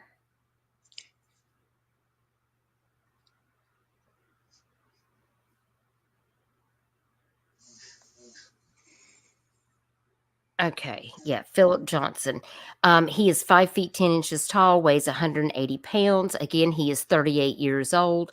Philip packed some belongings and left his residence on October 18th of 2023. He has not been seen or heard from since that day. If you have any information, please call the Metropolitan Nashville Police Department. And this flyer is provided by Missing People in America.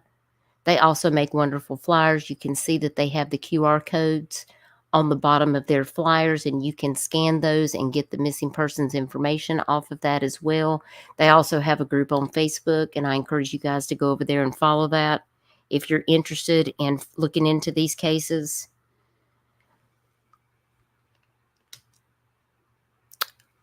We also have Bethany Markowski, and she's been missing from Jackson, Tennessee since March the 4th of 2001.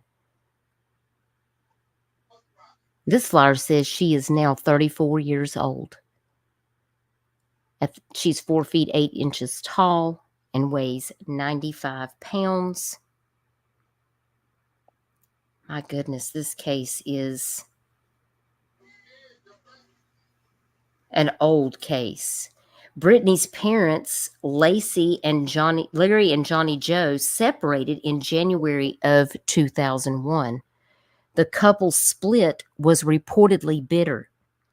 Bethany resided with her mother in Nashville, Tennessee afterwards. She spent several days with her father in his home in Gleason, Tennessee in early March of 2001. Bethany and Larry were scheduled to meet Johnny Joe at the Waverly, Tennessee exit off of Interstate 40 during the afternoon on March the 4th of 2001. Bethany and Larry apparently spent part of the day in Little Rock, Arkansas, then drove back toward Tennessee. They stopped at Old Hickory Mall in Jackson, Tennessee, and approximately 3:30 p.m., Larry told authorities that Bethany entered the shopping center alone while he slept in the vehicle. He awoke approximately 1 hour later and searched for her in the mall. He alerted law enforcement at 5:15 p.m. when he could not locate Brittany. Investigators said Bethany has not been seen on security camera videotapes at Old Hickory Mall on March the 4th. There is no proof that she actually entered the establishment. If you have any information on the whereabouts of Bethany Markowski, please contact Jackson Police Department at 731-425-8400. And again, this flyer is courtesy of Missing People in America. Arctic, do you know much about this case at all? I've looked at it before. I'm calling complete bullshit on old Larry there because, number one, the girl was too young to be just going into the mall by herself unsupervised, in my opinion. And number two, she's not on video anywhere. So does she have a cloak of invisibility that she was able to go through the mall and not be seen by any of the security cameras there? Well, I wanted to share this with you because I thought it was very interesting.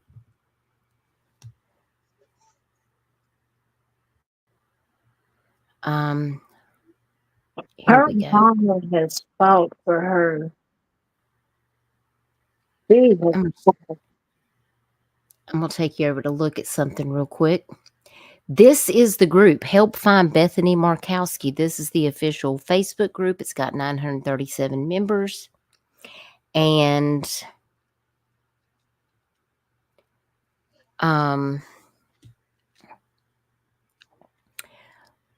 let me see. There was a post that I wanted to share, and I wanted to see if it was...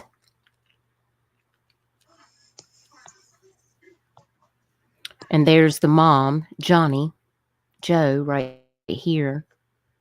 That was back in April. She said, "This is Johnny, Bethany's mom. I wanted to thank you all for joining this group. If you can take a few minutes to invite your friends to this new forum to help the group grow and work together to find answers and help bring Bethany home. Thank you all for going through this journey with us. Your prayers and support has gotten me through the last 23 years. Thank you and God bless you. Johnny, Bethany's mom. Hashtag Team Bethany." Can I read some Dutch? Yeah. So her mama has fought for her this whole time. She's responsible for Tennessee Missing Children's Day in this state. That's how much she has fought.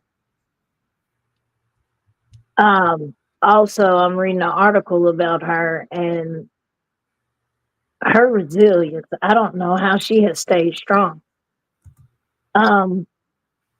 This was written in 2021. So, the mother of a young girl who disappeared in Jackson, Tennessee, who decades ago said She will never stop trying to find out what happened to her. Thursday marks 20 years since 11-year-old Bethany Markowski was reported missing from Old Hickory Mall in Jackson, Tennessee during a weekend with her father.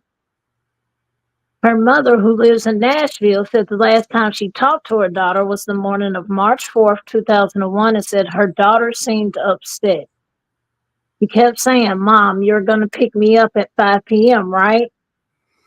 I had a restraining order against her father, and that's why I didn't pick Bethany up. I didn't want to break the restraining order. That's why my sister Lori went. So Bethany said, "Will you be here at 5?" I said, "I will." She said, "I love you." I said, "I love you too," said Joni Carter. Carter said her sister and brother-in-law went to meet the estranged husband Larry in Waverly to pick up Brittany, but the daughter and father never showed. Here's the kicker, y'all. Markowski told them, of course, he took the nap, and then it was confirmed. Surveillance video never showed Bethany entered that mall. He was not seen in the parking lot, going into any entrances, not going to any of the stores of the mall. He was, she was not. Carter said her husband, who lives in Gleason at the time, was investigated by police but never charged with anything. And they said, "I do know for a fact she was in Gleason. She called me from her from the home phone number. I know she was in Gleason because she stopped on the way out to say goodbye to one of her really good friends. After that, I don't know," said her mother. I thought this post was interesting also. Around the time that Bethany disappeared, her father did something strange. He destroyed many items in their family home and tore apart Bethany's room. He ripped up Johnny's belongings with his hands, including a cross-stitched picture from her mother, pictured in the first photo of the downstairs utility room. These photos show the state of what was once Johnny and Bethany's home after Larry's destruction. Outside the house, investigators found a large burn pile where he burned all of Johnny's possessions, including her clothes and family photos. What kind of father destroys the belongings of his missing daughter? Wow. Yeah. Uh-huh. Like I said, I ain't buying old Larry's story, not one damn bit. And, you see these posts and stuff. And how has he not been arrested or charged with anything? I granted, I know you've got to have enough evidence to make an arrest, but if he's telling you a story that you can prove is blatantly false by the video evidence, to me, that's circumstantial evidence enough. And then you take into account that he's sitting there destroying everything after his daughter goes missing. I would think that's enough to warrant an arrest. Yes.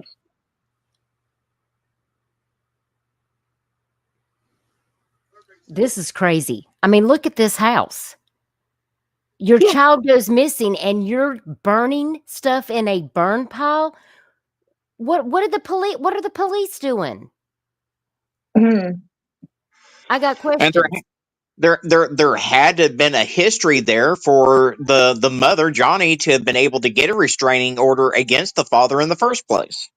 Bingo. And if he was that bitter, who's to say he wouldn't do it? This post was made October the 4th at 7 p.m. Do not forget Bethany Markowski. What would you do if your child was taken from you and there was nothing you could do about it? You think law enforcement will help you? So you shut up and you do what they say. How would you feel if they called and told you they'd have her back within 48 hours and then 48 hours came and went? If they said she slipped through their fingers and they could do nothing about it? Mm. Oh my God. How could you know that every lead was being taken seriously, that every tip was being investigated?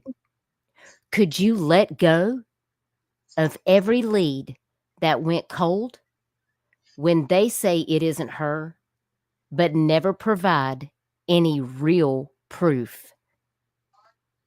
Where would you turn? What would you do? And how far would you go to find your child? Where the hell is Bethany Markowski? Her daddy,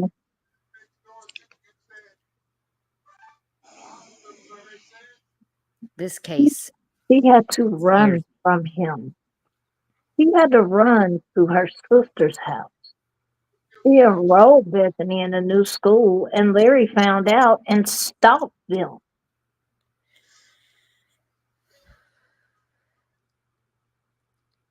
something is not right with this case. And why didn't law enforcement listen? Make it make sense. I mean, these to me, these are actions of a father who is hiding something. Why would you destroy your entire house, tear up your missing child's things, burn everything that belongs to the mother in a burn pile? Make it make sense. It don't. Well, it And then does. for law But enforcement to have the gall and audacity, oh, she slipped through our fingers. Sorry. I'm like, if I was that mother, I would have a GoFundMe up, raising money for an attorney, and I would be suing that department for everything they had. she does have, from my understanding, what I'm looking at, she does have a fundraiser up. Good.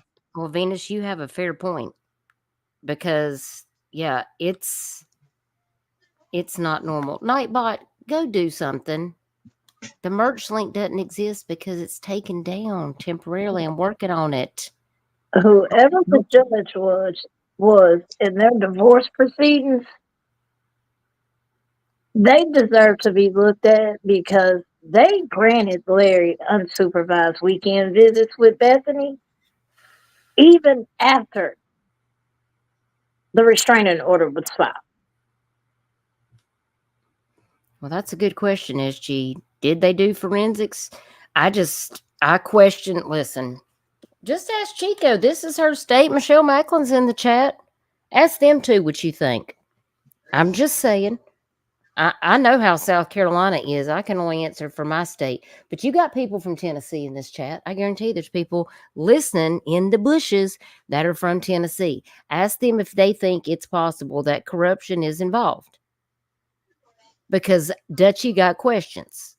It very well could be, once again, Memphis, Millersville, Jackson, Mason. I've heard some stuff in Knox, Martin. My list can go on and on about the stories I've heard and the things I've seen on the news with these law enforcement. And it's like Arctic and Doug said earlier. No, it's not all of them, but the ones that are corrupt, they're corrupt. Yeah. And they've gotten away with it for so long. Who's going to check them on it now? Mm-hmm. Yeah. For real. It's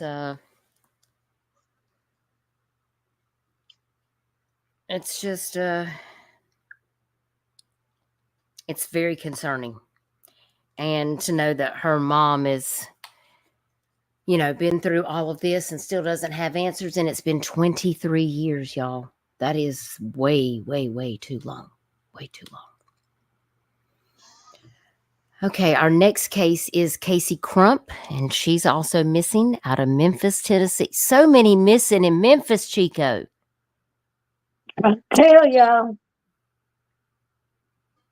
Casey Crump is 27 years old. Last spoke with her family on July 23rd of 2024.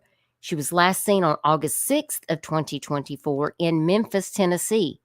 She was being treated at Lakeside. Tell me what that is, Chico. Lakeside is a behavioral. It can be a lockdown center. They do have people out there that is locked down, locked down. They offer intensive outpatient program, rehab, mental behavioral counseling, things like that. That's what it is. Okay. So she was treated at Lakeside and was later released to the Restoration House on Thomas Street on August the 6th of 2024. Family has not heard from her since and are concerned as she is diagnosed as a paranoid schizophrenic with delusions and cannot go without her medication. Casey has a tattoo on the back of her neck that is the infinity symbol, mom and daughter hugging, and with 62576 on it. Both bottom earlobes are torn from earrings. She has a case number listed on this flyer. You can contact Tipton County Sheriff's Office Deputy Tutara at 901 475 3300 if you have any information on the whereabouts of Casey Crump. I don't know much about this case, and I was just wondering if you had heard of this person. I've seen her on Facebook, but as far as like actually news coverage, no.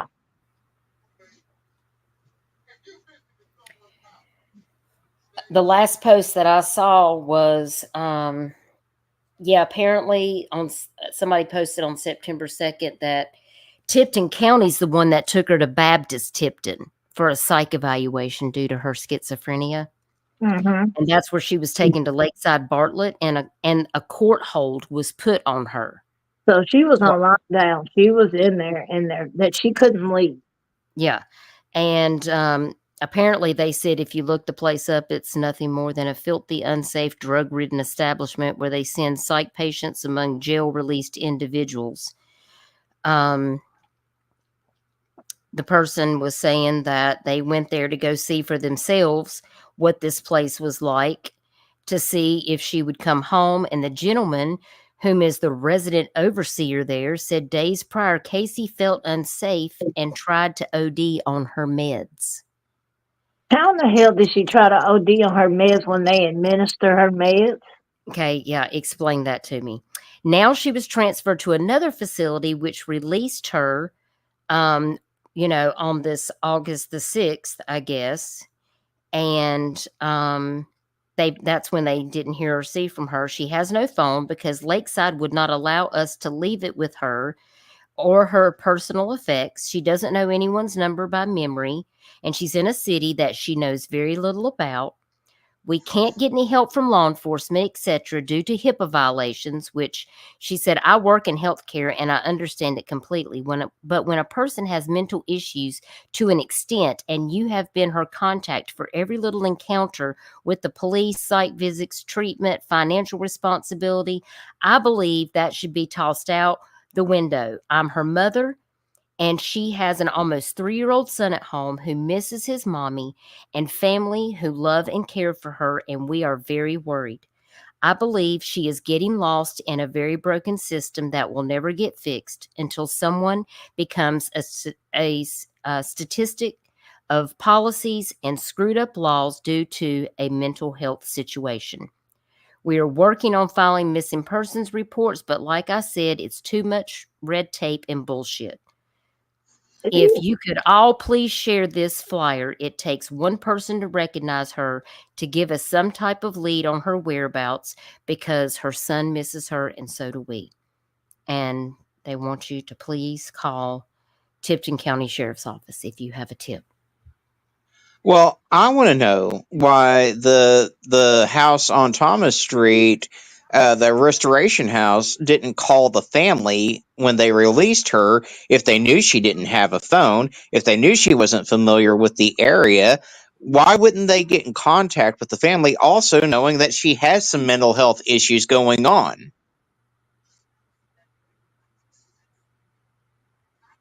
that just doesn't make any sense. I don't have an answer for you, Artie. I don't. At first, Restoration House is a shelter. It's not like a home where they actually give a fuck. And why she was sent there, if she had family at home, is then again a part of me thinks that it was probably funding wise. They're probably getting paid for her.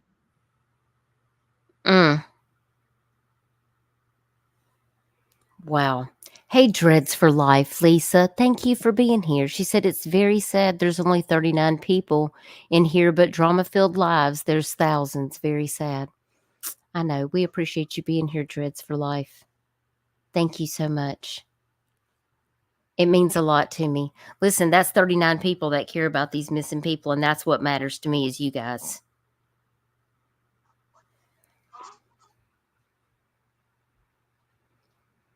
So if you see Casey Crump's flyer, please share because I'm worried about her situation. Yeah, especially in this city. It is. Yeah. I hate to say it, a lot of these people out here know how to manipulate to get what they want or need. Sounds like they've just put her in the system and people have forgot about her, but her family hadn't. Now, Well, I know you guys of are going course, to law enforcement's not going to take it seriously. There's mental health associated with it. They don't take anyone that has a history of mental health issues, drug abuse, or any type of criminal history. They just write everyone off and say, "Oh, well, it's their diagnosis explains it. Their drug use explains it." I'm so sick of how law enforcement handles these cases. Mm-hmm. Hey, Sue. I'm so glad to see you. Thank you for being here. Arctic, you covered this one, the one that went missing in Memphis, and then police wouldn't look for him, but yet somebody found him at an abandoned parking lot or car lot in the side of a vehicle, dead. Yeah. They didn't look for him.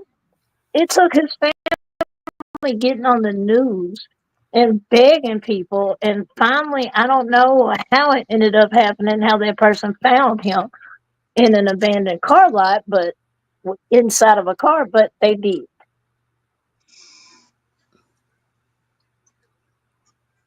Oh, thank you, Dreads for Life. I'm just trying to keep the facts out here and trying to help find these missing people.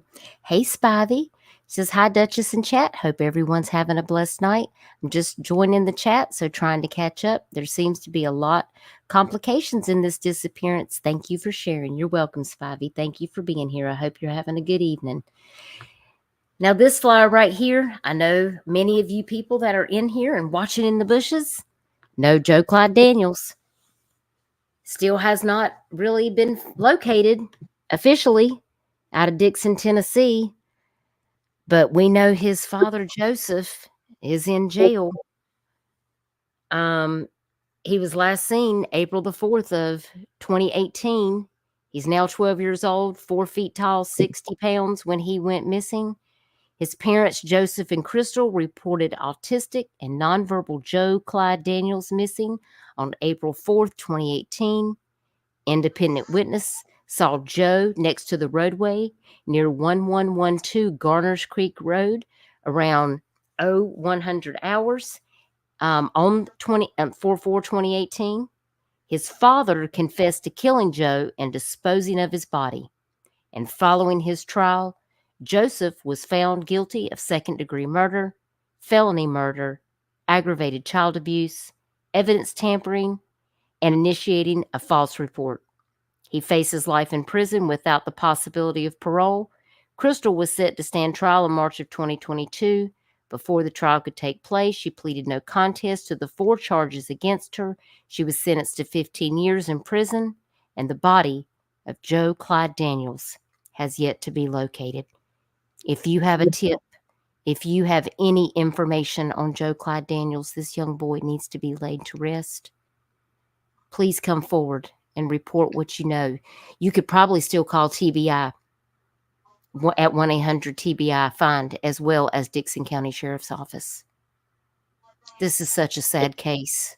It's another Cody Bixby, another Harmony Montgomery, where Yep. the father is a piece of shit, killed his child, and will not even give the child the dignity of knowing, having him found so he can have a proper burial, a proper funeral service. It's such a sad case. And I've covered Joe Clyde on my channel as well. And I just really thought Joseph would come forward and tell where Joe Clyde was at. And he didn't. And I'm so irritated with these people. If you're going to do the crime and do the time, you might as well just tell us what you know. And these people make me sick. I just can't. Why the fuck did he kill his child? Because don't get me started. Because then I'll say lots of cursey words and Was he trying to get back at his ex? because he's a jerk. Because he's a narcissistic, who knows, control freak. He probably didn't, Joe Clyde probably wasn't doing what he wanted him to do. He was probably abusive to him. Who knows? Look at the man. I can't even look at his face. I'm having to look away at my own StreamYard right now. It just disgusts me. Exactly. This poor baby deserves justice. So if you have any information, please continue to share his face out there. Because his sorry father won't come forward and say what he knows. But maybe he'll get some justice when he's in prison. That's all I got for him. Okay, our next flyer is Bonnie Drain. There's a $10,000 reward for her. She is a missing person out of Knoxville, Tennessee. Michelle, do you know about this case? Do you know if she's still missing? The last I heard she was, but I didn't know if you were familiar with this one.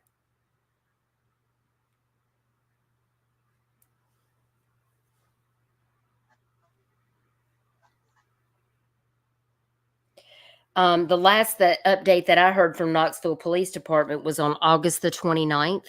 And it said, our investigations bureau is continuing to aggressively investigate the disappearance of Bonnie Drain, William Inkelbarger, and Brenda Carroll, who were each last seen in either late 2017 or early 2018. And the FBI is now offering a $10,000 reward for information resulting in their location and the identification, arrest, and conviction in those responsible for their disappearance or death. Wow.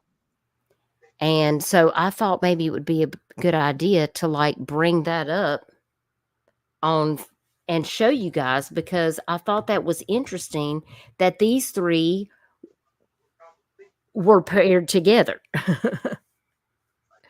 Because I'm like, are these people linked? Because they're not on a missing flyer together. Right. No, but it reads as if they believe it's the same abductor for all three of them. Sounds sus, doesn't it? Let me get over here and see if I can find this post so I can share it.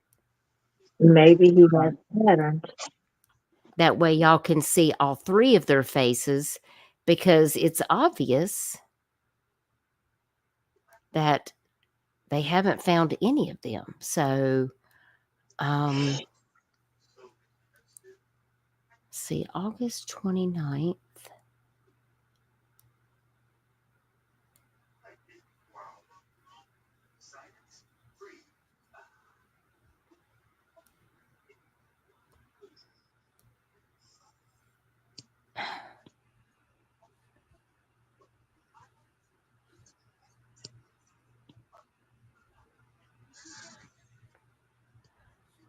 Well, it's just about to take all daggone day here to scroll through this.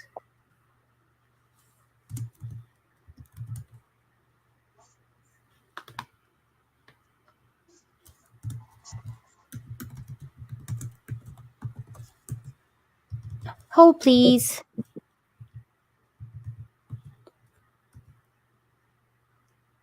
Ah, okay. Here we go. Found it.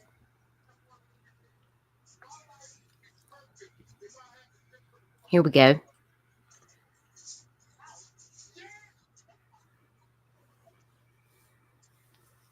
Can you guys see that okay? What? Oh, I'm keep my comment to myself. I'm not Brenda Carroll?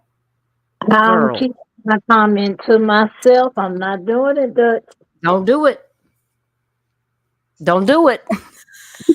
I want Don't to do it. see it so bad, but I'm gonna keep my comment to myself. Oh, child.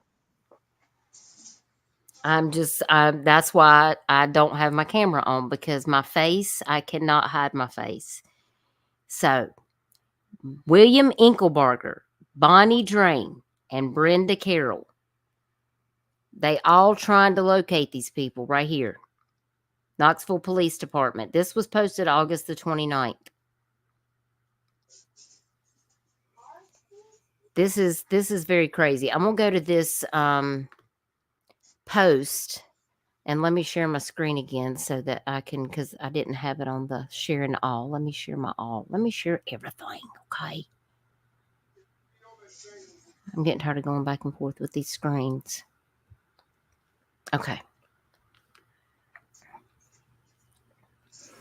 All right. So the FBI, it says that they're trying to offer this. Looks like we got a video right here. So let's take a listen and see what this is right here. FBI in Knoxville offering $10,000 for information in a missing persons case. It's 3 people missing for nearly 7 years now. Our Jared Austin's joining us here. You're speaking with the family of one of these missing people, pleading with police. They want some answers. Yeah, it's one of Bonnie Drain's daughters. She's right there in the middle. It's Crystal Benton. She says it's really taking a toll on the family right now. We're also speaking with the lead investigator on this, saying they've done a lot of work in the last 6 to 8 months with new interviews and searches. We're at a standstill with it all. Nearly 7 years without knowing what happened to Crystal's mother, Bonnie Drain. She's gave everybody hope. Strangers, family, friends, everyone. Bonnie reported missing back in 2018 after she was last seen at UT Medical Center visiting a family member in December of 2017. Knoxville police recently renewing the search, reviewing phone records, phone data, and searching different locations in our area. All of those together, combined with some of the newer interviews that we've conducted, have kind of pieced together a more clear picture as to kind of what occurred, what their life was like at the time, and what may have led up to their disappearance. There is a person of interest in the case, Jeremy Hardison. He's currently serving a life sentence in prison for a murder in another case. He is still a person of interest, but we believe there's other people that are either involved with their disappearance and or have knowledge about what happened to them. Benton wanting answers not just for herself and the 4 siblings, but all of the grandchildren. They won't have a chance to know how much she loved them. Happy birthday to you. Surrounded by friends honoring her special date.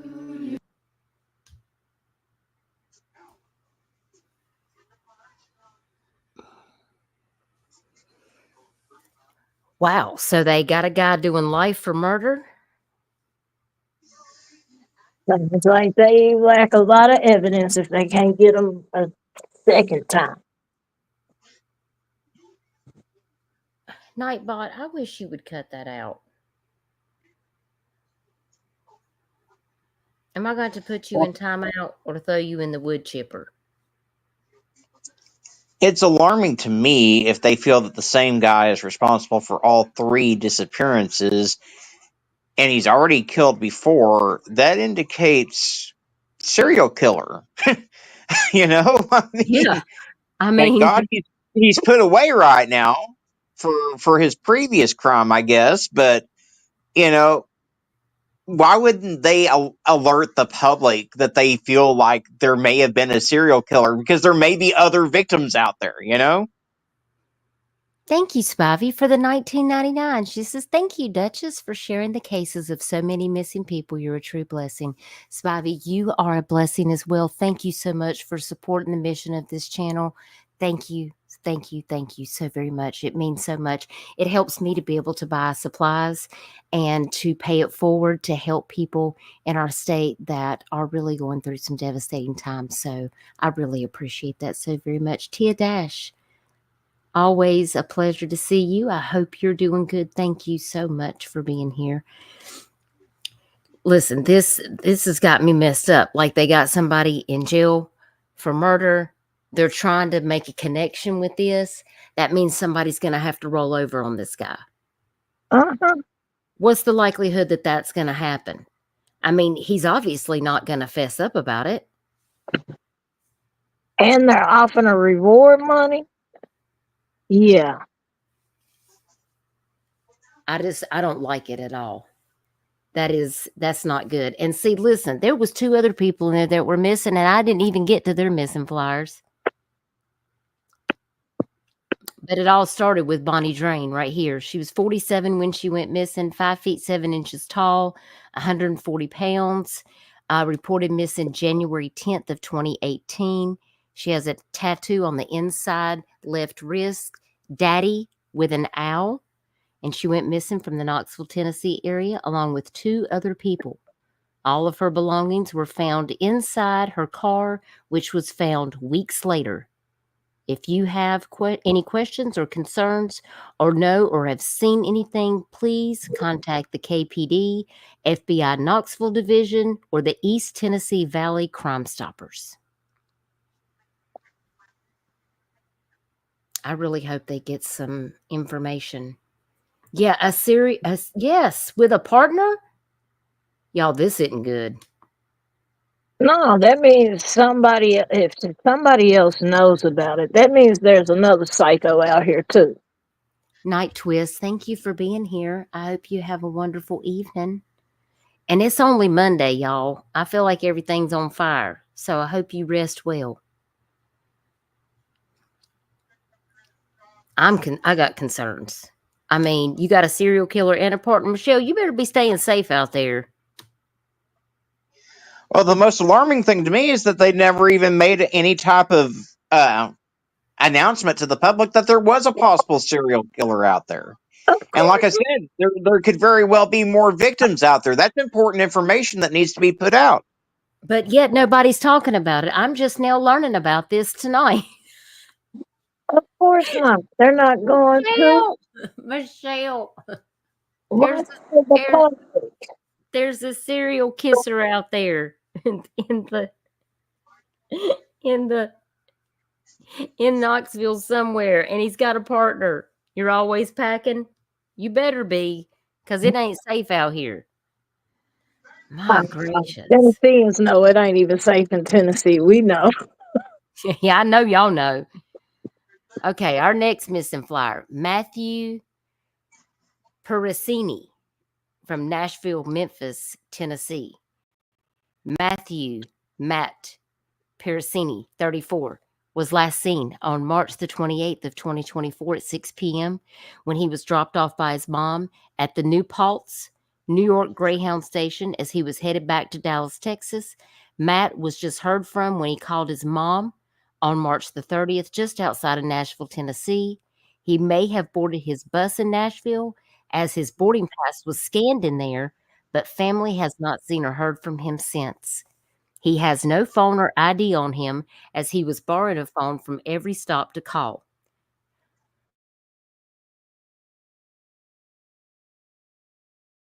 Sorry, I had to mute. I had to sneeze. Sorry.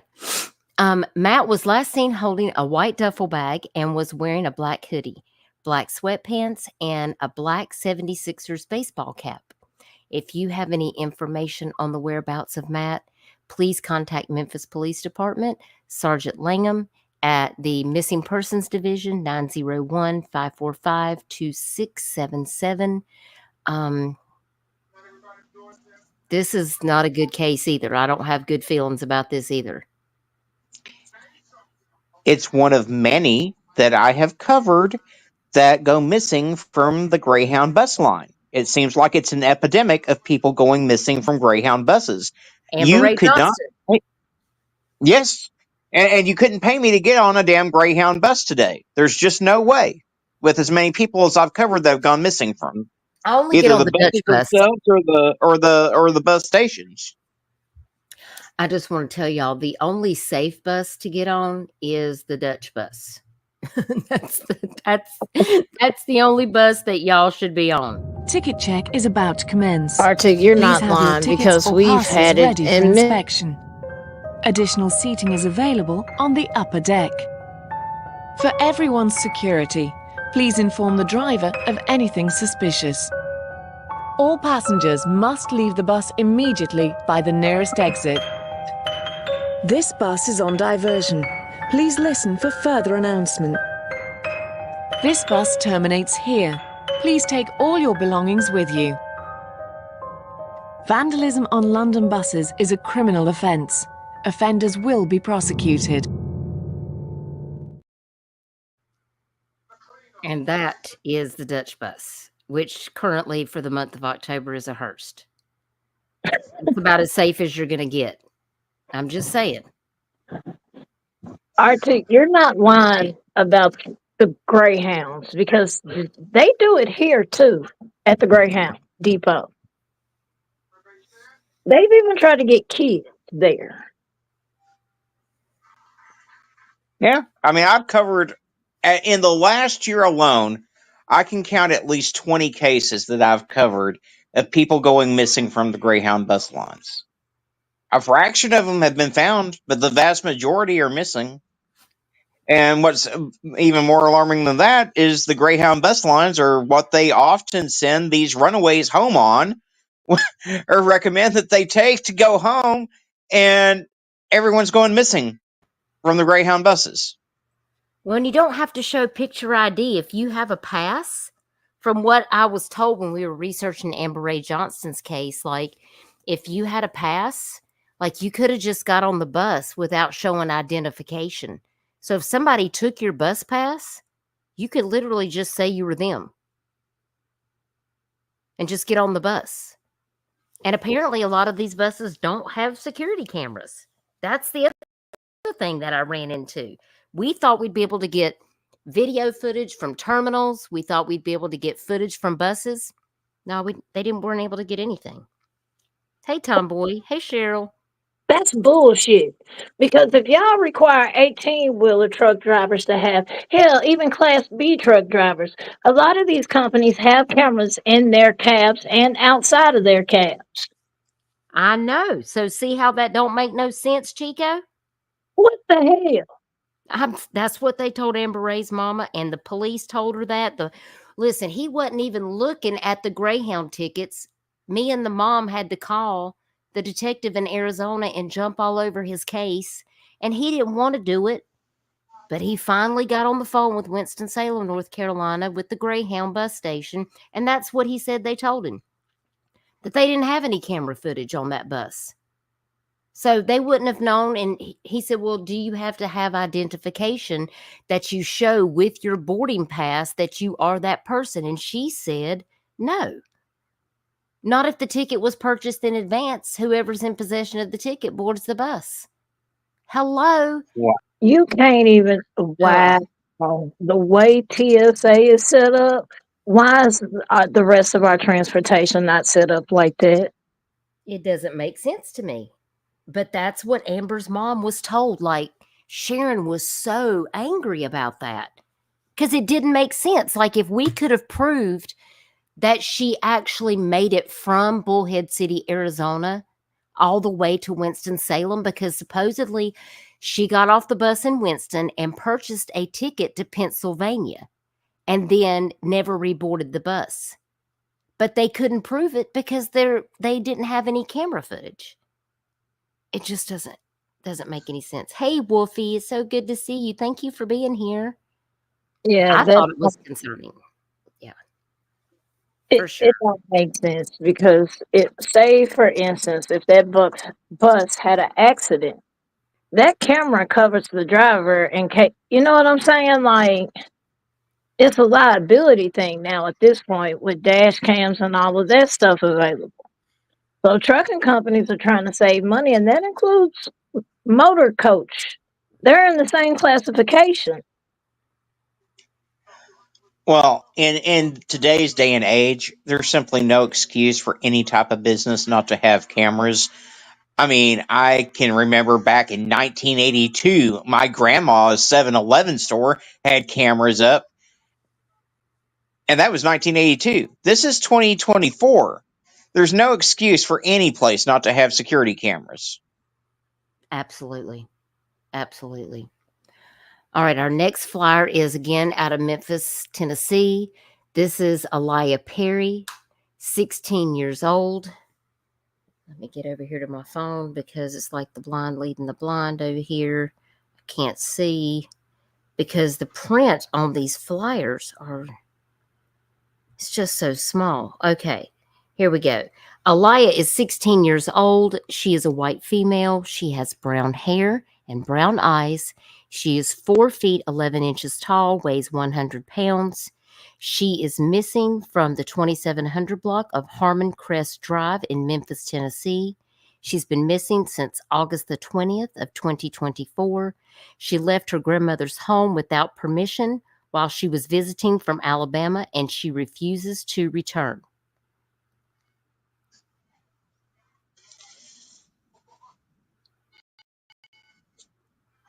See, this concerns me.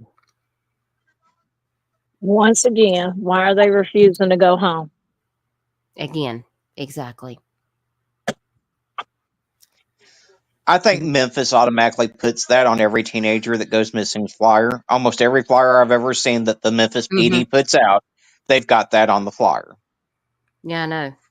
That is here's another one. Tiana Chalmers.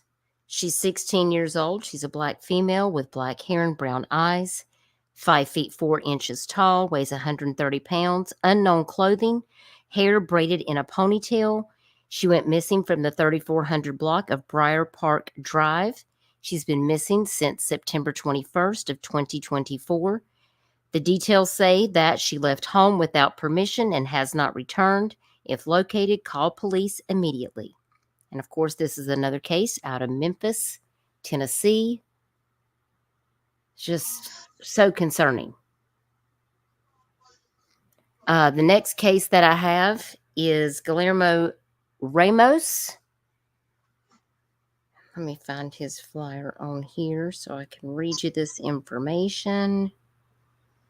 I think I had to reprint his because my original did not want to download.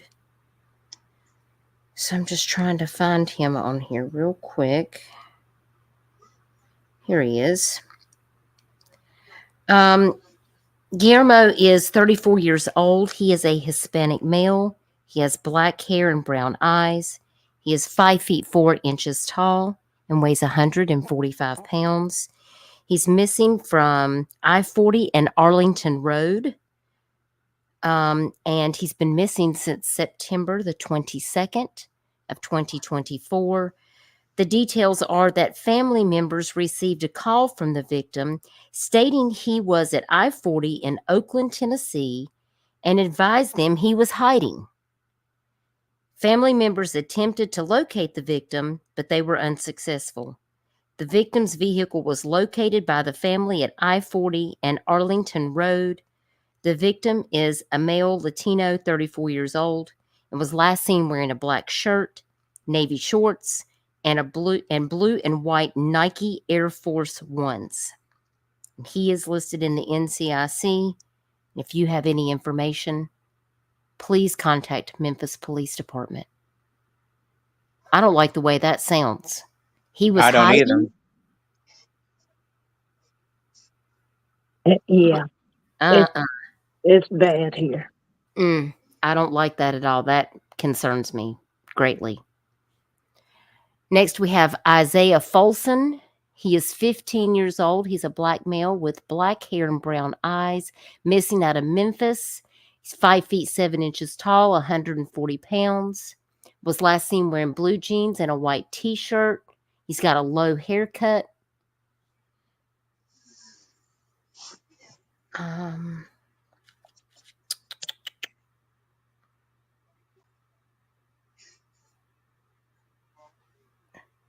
he's been missing from the 2800 block of Dodge Drive since September 24th of 2024.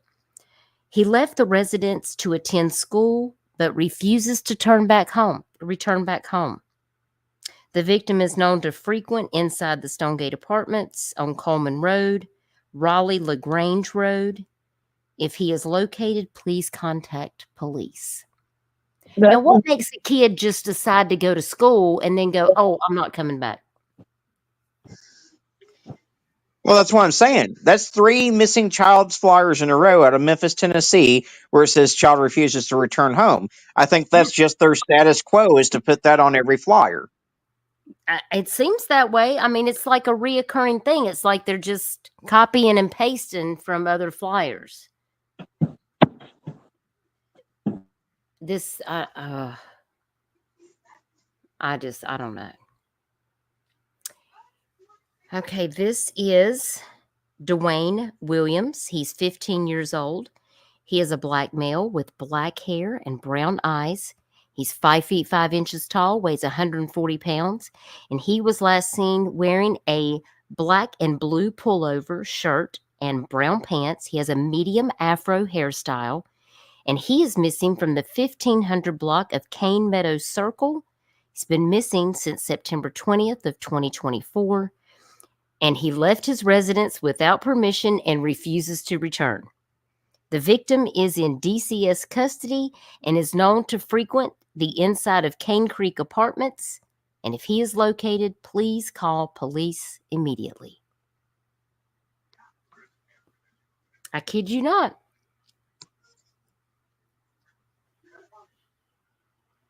Same scenario. Mm-hmm. Refused to come home. The fuckery be real in Memphis. They do not look for these kids. I got concerns. This is Jimmy Smith Jr. He is 36 years old. He is a black male with black hair and brown eyes. He's 5 feet 6 inches tall, 145 pounds. He has a beard. He is in the NCIC. He went missing from the 4300 block of David Crest Drive in Memphis, Tennessee. He's been missing since October the 7th of 2024. He walked away from his sister's residence and has not returned or contacted any family, and he is currently homeless.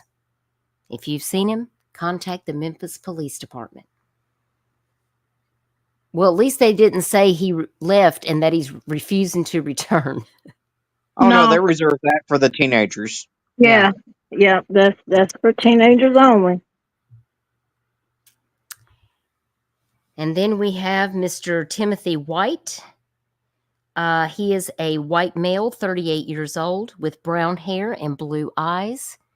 Timothy is 5 feet 9 to 6 feet, 5 feet 9 inches tall to 6 feet tall, weighs about 210 to 230 pounds. He's missing out of Palmer, Tennessee. The Grundy County Sheriff's Department is requesting assistance from the public in solving the disappearance of Timothy White. He was last seen in Palmer, Tennessee on September 15th of 1999. He failed to pick up his government-issued check for the month of October. It has been rumored by several acquaintances that Timothy was a homicide victim, possibly when going to pick up a guitar at an individual's residence. White has 2 caps on his front teeth, a scar on the back of his head, and a deep scar on his back. And he also wears glasses. He has a medical condition that would require medical care. White is known as a drifter. This missing persons poster is provided by Voices of the Missing and Unidentified in America. If you have any information or a tip about what happened to Timothy White, you can contact the Grundy County Sheriff's Department at 931-692-3466.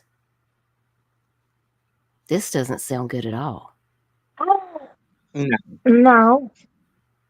White is known as a drifter. Oh, okay. Mm.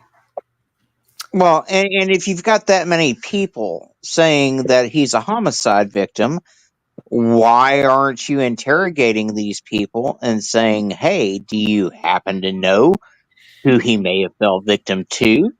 Do you know where he was killed? Has anyone said where the body is? Those are all questions that need to be asked, because if he has a medical condition that requires medical care on a consistent basis and he hasn't been seen since 1999, that's certainly an indicator that he's not of this earth anymore. Yeah, absolutely. Bingo. All right, next we've got Sydney Henderson. And let me find her flyer. I was going to share Amariah Norman, but I saw she was found safe. So that was good news. Sydney Henderson is 16 years old. She is a black female. She has black hair and brown eyes. She's 5 feet tall and weighs 100 pounds. She was last seen wearing a black pullover and gray jogging pants. She has long wavy hair. She's missing from the 1900 block of Glory Circle, and she's been missing since October the 2nd of 2024. She left her home without permission and has not returned. And if located, please call the Memphis Police Department immediately.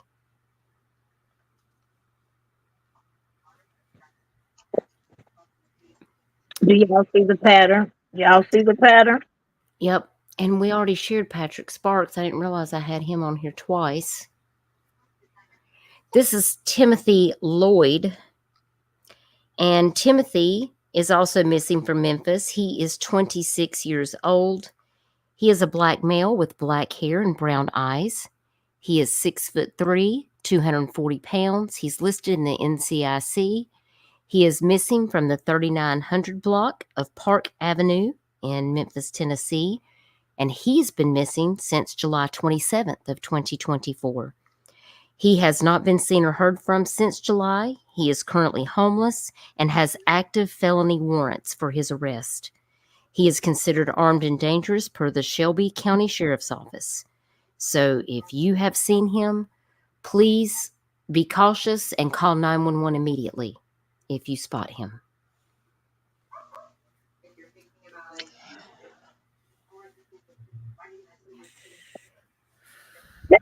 You know what? That is something that should be on the news, and I don't see shit on the news about him.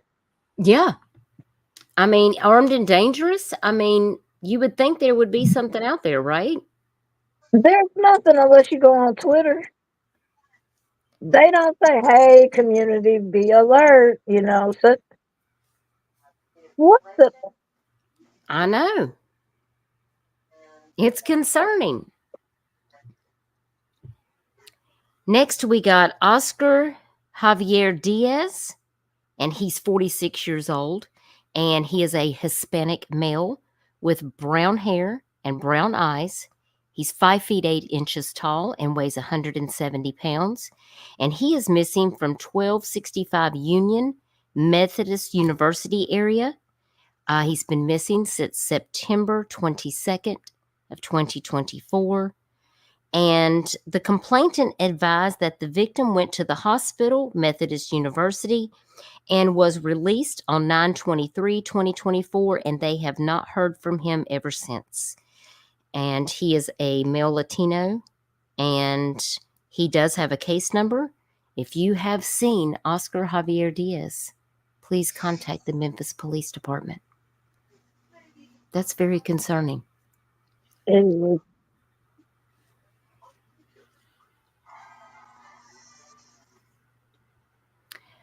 The next one I have is Sharmika Jones, and she is 14 years old. She is a black female with black hair and brown eyes. She's 5 feet 6 inches tall, weighs 110 pounds, wearing a pink sweater and pink jogging pants. She's listed in the NCIC. She went missing from the 1000 block of Eccles Street in Memphis, Tennessee on September 23rd of 2024. And the victim left her residence on foot without permission. And guess what? Refuses to go home. I'm just going to let y'all tell me what's on these posters, okay? Because I feel like y'all can already tell me what it's going to say. God bless these teenagers, y'all. Please share their flyers out. And I'm not trying to be funny. That's the shit we deal with here. Yeah, Chico's local. She knows all about it. Please sub up to Arctic. Please sub up to Chico. Chico talks a lot about ongoing corruption and things like that on her channel. If you guys are interested in things like that, you're definitely going to want to sub up to Chico's channel because she talks about it all. She talks about it all. All right, next we have Matthew House. Matthew is 36 years old. He is a black male with black hair and brown eyes. He's 5 feet 7 inches tall and weighs 150 pounds. He was last seen wearing a dark color hoodie, gray shorts, and black Nikes. He's got a low haircut. He's missing from the 20 block of South Barksdale Street since September 20th of 2024. And he hasn't contacted family members after spending time at a friend's house. He's known to be homeless and known to frequent convenience stores in the Midtown area. And if he's located, please contact the Memphis Police Department.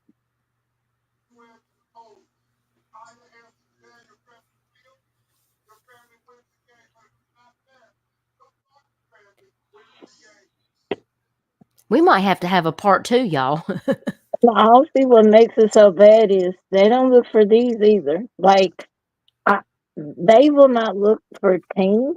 They're not looking for young adults with mental illnesses. They're not doing that. Yeah. They're going to put a little flyer out and say, all right, y'all keep an eye out. How many folks you know is on Twitter? How many folks you know is on Facebook? Because I barely use Facebook anymore.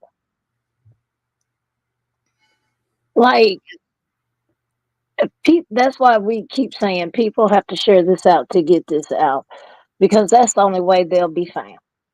Yeah. Mm-hmm.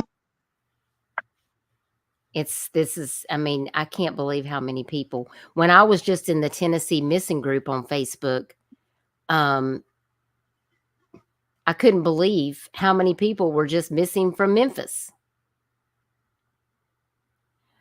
Next, we got Brianna Dawn Weems, missing since September the 1st of 2024. Do you know if she was ever found? I still have that she's missing, Arctic. I believe she's still missing. I haven't seen her as being updated yet. I haven't either. Not when I checked earlier today. But I'm going to go look just one more time to be sure. Brianna has been missing since September the 1st of 2024 from Kingsport, Sullivan County, Tennessee. She is now 16 years old. She is a white female. She's listed in the NCIC. Again, she was last seen September the 1st, and you can scan this if you happen to see this flyer circulating around. And she's also listed in NCMEC. She was recently listed again today with the Tennessee Bureau of Investigation. She's 5 feet 4 inches tall, 135 pounds. She has blonde hair and brown eyes. She also wears glasses. If you have seen her, please call Kingsport Police Department or 1-800-TBI-FIND. She was listed as their Missing Monday today on the TBI website on Facebook. Yeah. Now, it looks like that Brianna was missing out of Greenville, Tennessee back in June of this year. And she was found safe, and now she's missing again. Here's another one. They go missing, they're found safe, they go missing. I got concerns. What are these kids running away from? Because every situation is not the same. We can't imagine what they might be going through. Here we have Destiny Lane. Missing out of Memphis since July the 20th of 2024. Destiny's 36 years old. She's a black female. She's medium complexion, 5 feet 7 inches tall, 125 pounds, black hair, brown eyes. Her hair is medium length. She was last seen in the 5800 block of Mount Hood on July 20th. The circumstances of her disappearance is unknown. Anyone with information can contact the Memphis Police Department, or you can contact BAMFI at 877-97-BAMFI, which is the Black and Missing. And this is where this flyer actually came from.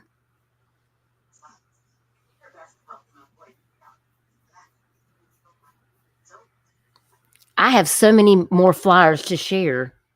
I just feel like we've gone for 3 hours. We may have to do a part 2. Maybe we'll come back. What do you guys think? I'd be down for part 2. I think we're going to have to collect some more flyers. I've still got about 20 to share, and I don't want to keep y'all. It's only Monday. I got to go finish some dishes and do some clothes and go take my dog out for a walk. But I feel like this might be a good place to kind of wrap it up, and maybe we can all come back. Chico, are you down for a part 2? And maybe we can get some more flyers together, because there's a ton more Tennessee missing, and I feel like we need another segment to be able to shine more of a light and get some of these kids on NCMEC seen as well. Yeah. Yeah, I'm down for it. I'm actually on PTO at the end of the week, so that'll work out. Yeah, that would be great. That would be great. I'm going to probably be doing another live stream in the next couple of days, just getting out some more awareness. We have quite a few missing people still here in North and South Carolina because of the storm. So I've been sharing those flyers out on my community wall and on Facebook. So I do want to have a live stream to kind of bring some attention to those folks, because some of these people are missing. Their family is looking for them and they have not been found. There's been more than 500 people recovered in this last week that have been found safe. Praise God for that.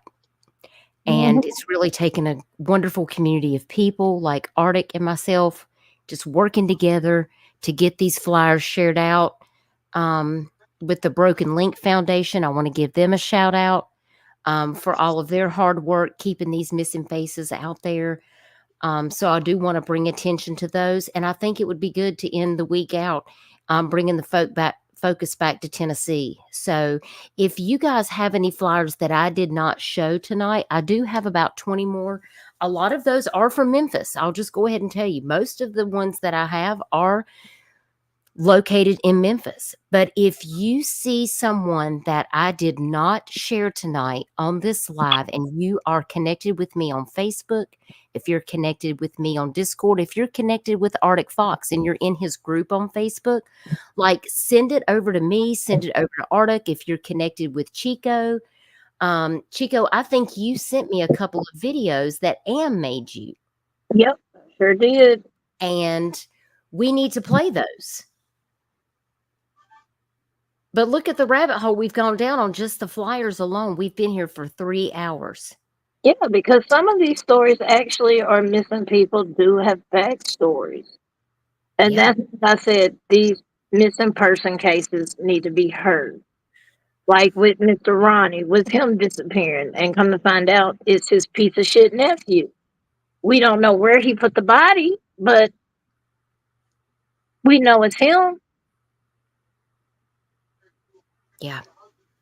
That is such a sad case. It just, it really frustrates me that we have so many missing people and they're just not getting any coverage. You know, Arctic does a fantastic job. He does. At getting videos out, shorts out, sharing missing cases. Like, he works his ass off, and we just appreciate all that you do for this community, Arctic. You're solid in keeping these missing people's faces out there.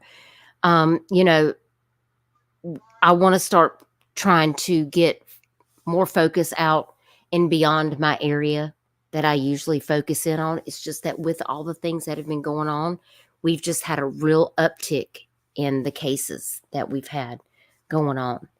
And it's But about to get I worse. think it would be really good. I know Southern Gal True Crime, if you guys are not subbed up to her, I don't know if one of the mods can go grab that link, but she does a great job. She talks about different states and focuses on that state and brings a lot of awareness to so many missing people. And I just want to give Southern Gal True Crime a shout out because she's doing the Lord's work over there.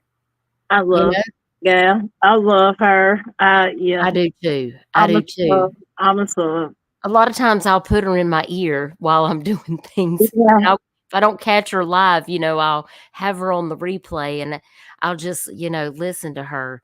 And she does an amazing job as well. And make sure you sub up to good channels that are sharing factual information and that are not sharing out misinformation, disinformation, that are disrespecting these families. We try to keep it in between the lines. We don't know what's happened to some of these people. And listen, you're free to have your opinions. We just ask that when you come here, we just want you to be respectful to people that you're chatting with. If you don't like somebody that's in chat, you can always block them, or you don't have to engage with them. If I see y'all fussing in the chat, I'm gonna time both of y'all out, because it's a distraction and it takes away from what we're trying to do here, which is share factual awareness on these cases. But I usually don't have that problem because everybody that comes over to my channel, everybody's normally very respectful and they are here because they care about getting these faces out. And what I love to see is people sharing my community posts, people sharing artist community posts, people sharing stuff on social media that we have shared out. That really means more to me. Just like liking this video is free, sharing these flyers out is free. That's how you can support this channel also. And that means just as much to me as if you were a member, because all of you guys mean so much to me, whether you're a member or not. We want you to be a part of this, and that's why if you want to support this channel, you can always gift memberships. If you're able to do that, it helps people to feel included, because a lot of people aren't able to afford those types of things. But we embrace everyone here. I have people that come from all walks of the YouTube streets. They come from drama channels. They come from the art community. They're not just centrally located in true crime. They come from all kinds of different places. And we welcome people here. As long as people are respectful to each other and are here to focus on the missing, that's all we care about. And you're welcome here. And we appreciate you guys being here. And we want you to have your opinions. We like to have the feedback. And it really means a lot that you guys come over here and support us, just trying to get out this information. We appreciate that, Venus. Wait a minute, you're going to be muted, Lisa Jo? You ain't going to be muted.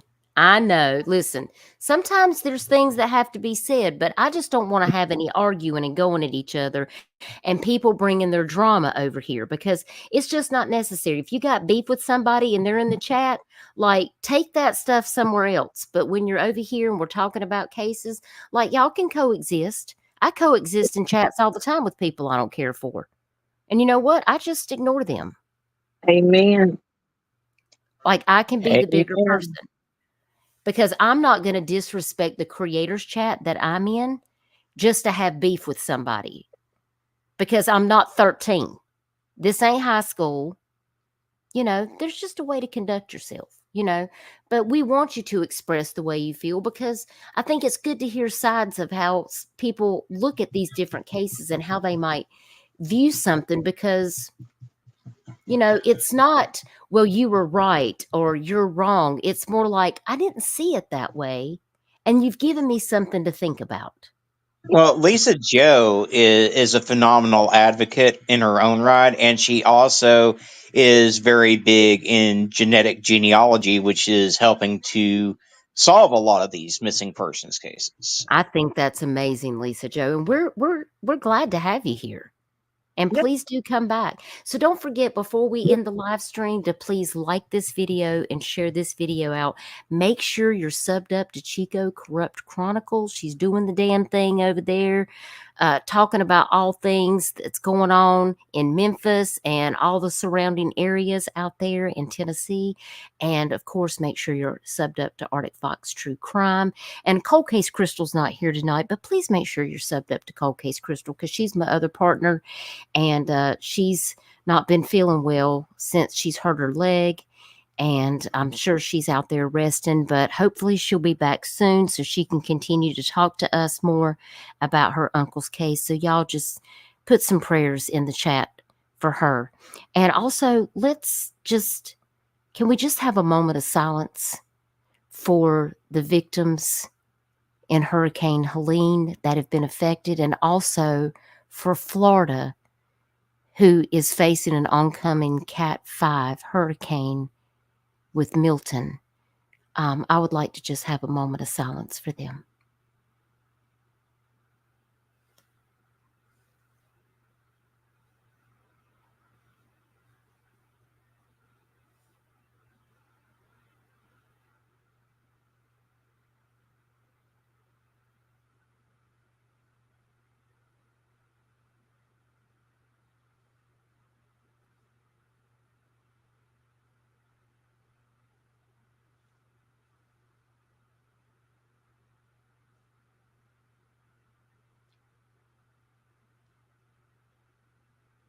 We just want to let everyone know that we're thinking of you. If you're a praying person, please pray.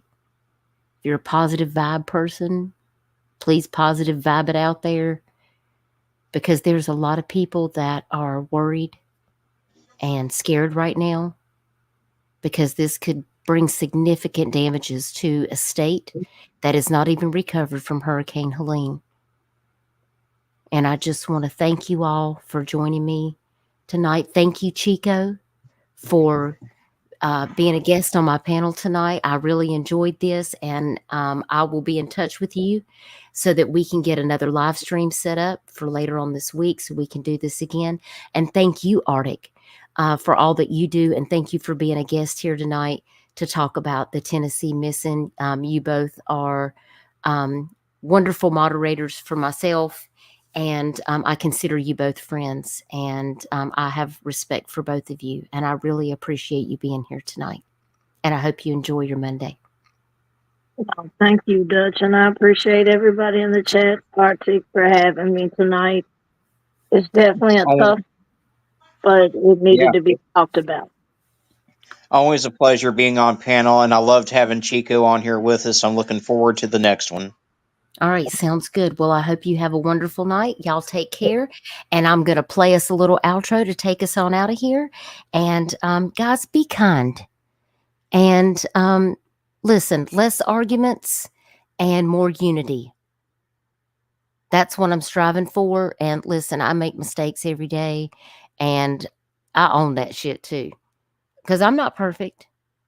None of us are perfect. But we can strive to do better every day. And I'm just striving to stay focused on these missing people. And I just wish you guys the very best. And I hope you guys have a wonderful week. And I'll see you in a few days on the next live stream. So take care, everybody. This is Duchess signing out for the Dutch Bus. Take care, everyone. Good night. Oh.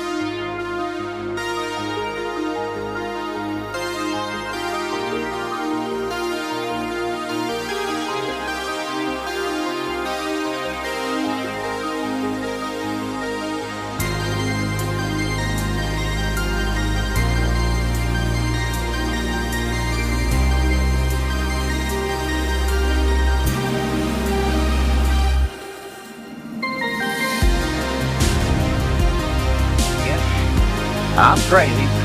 Yes, I cuss a lot. But yes, I'm as real as you get.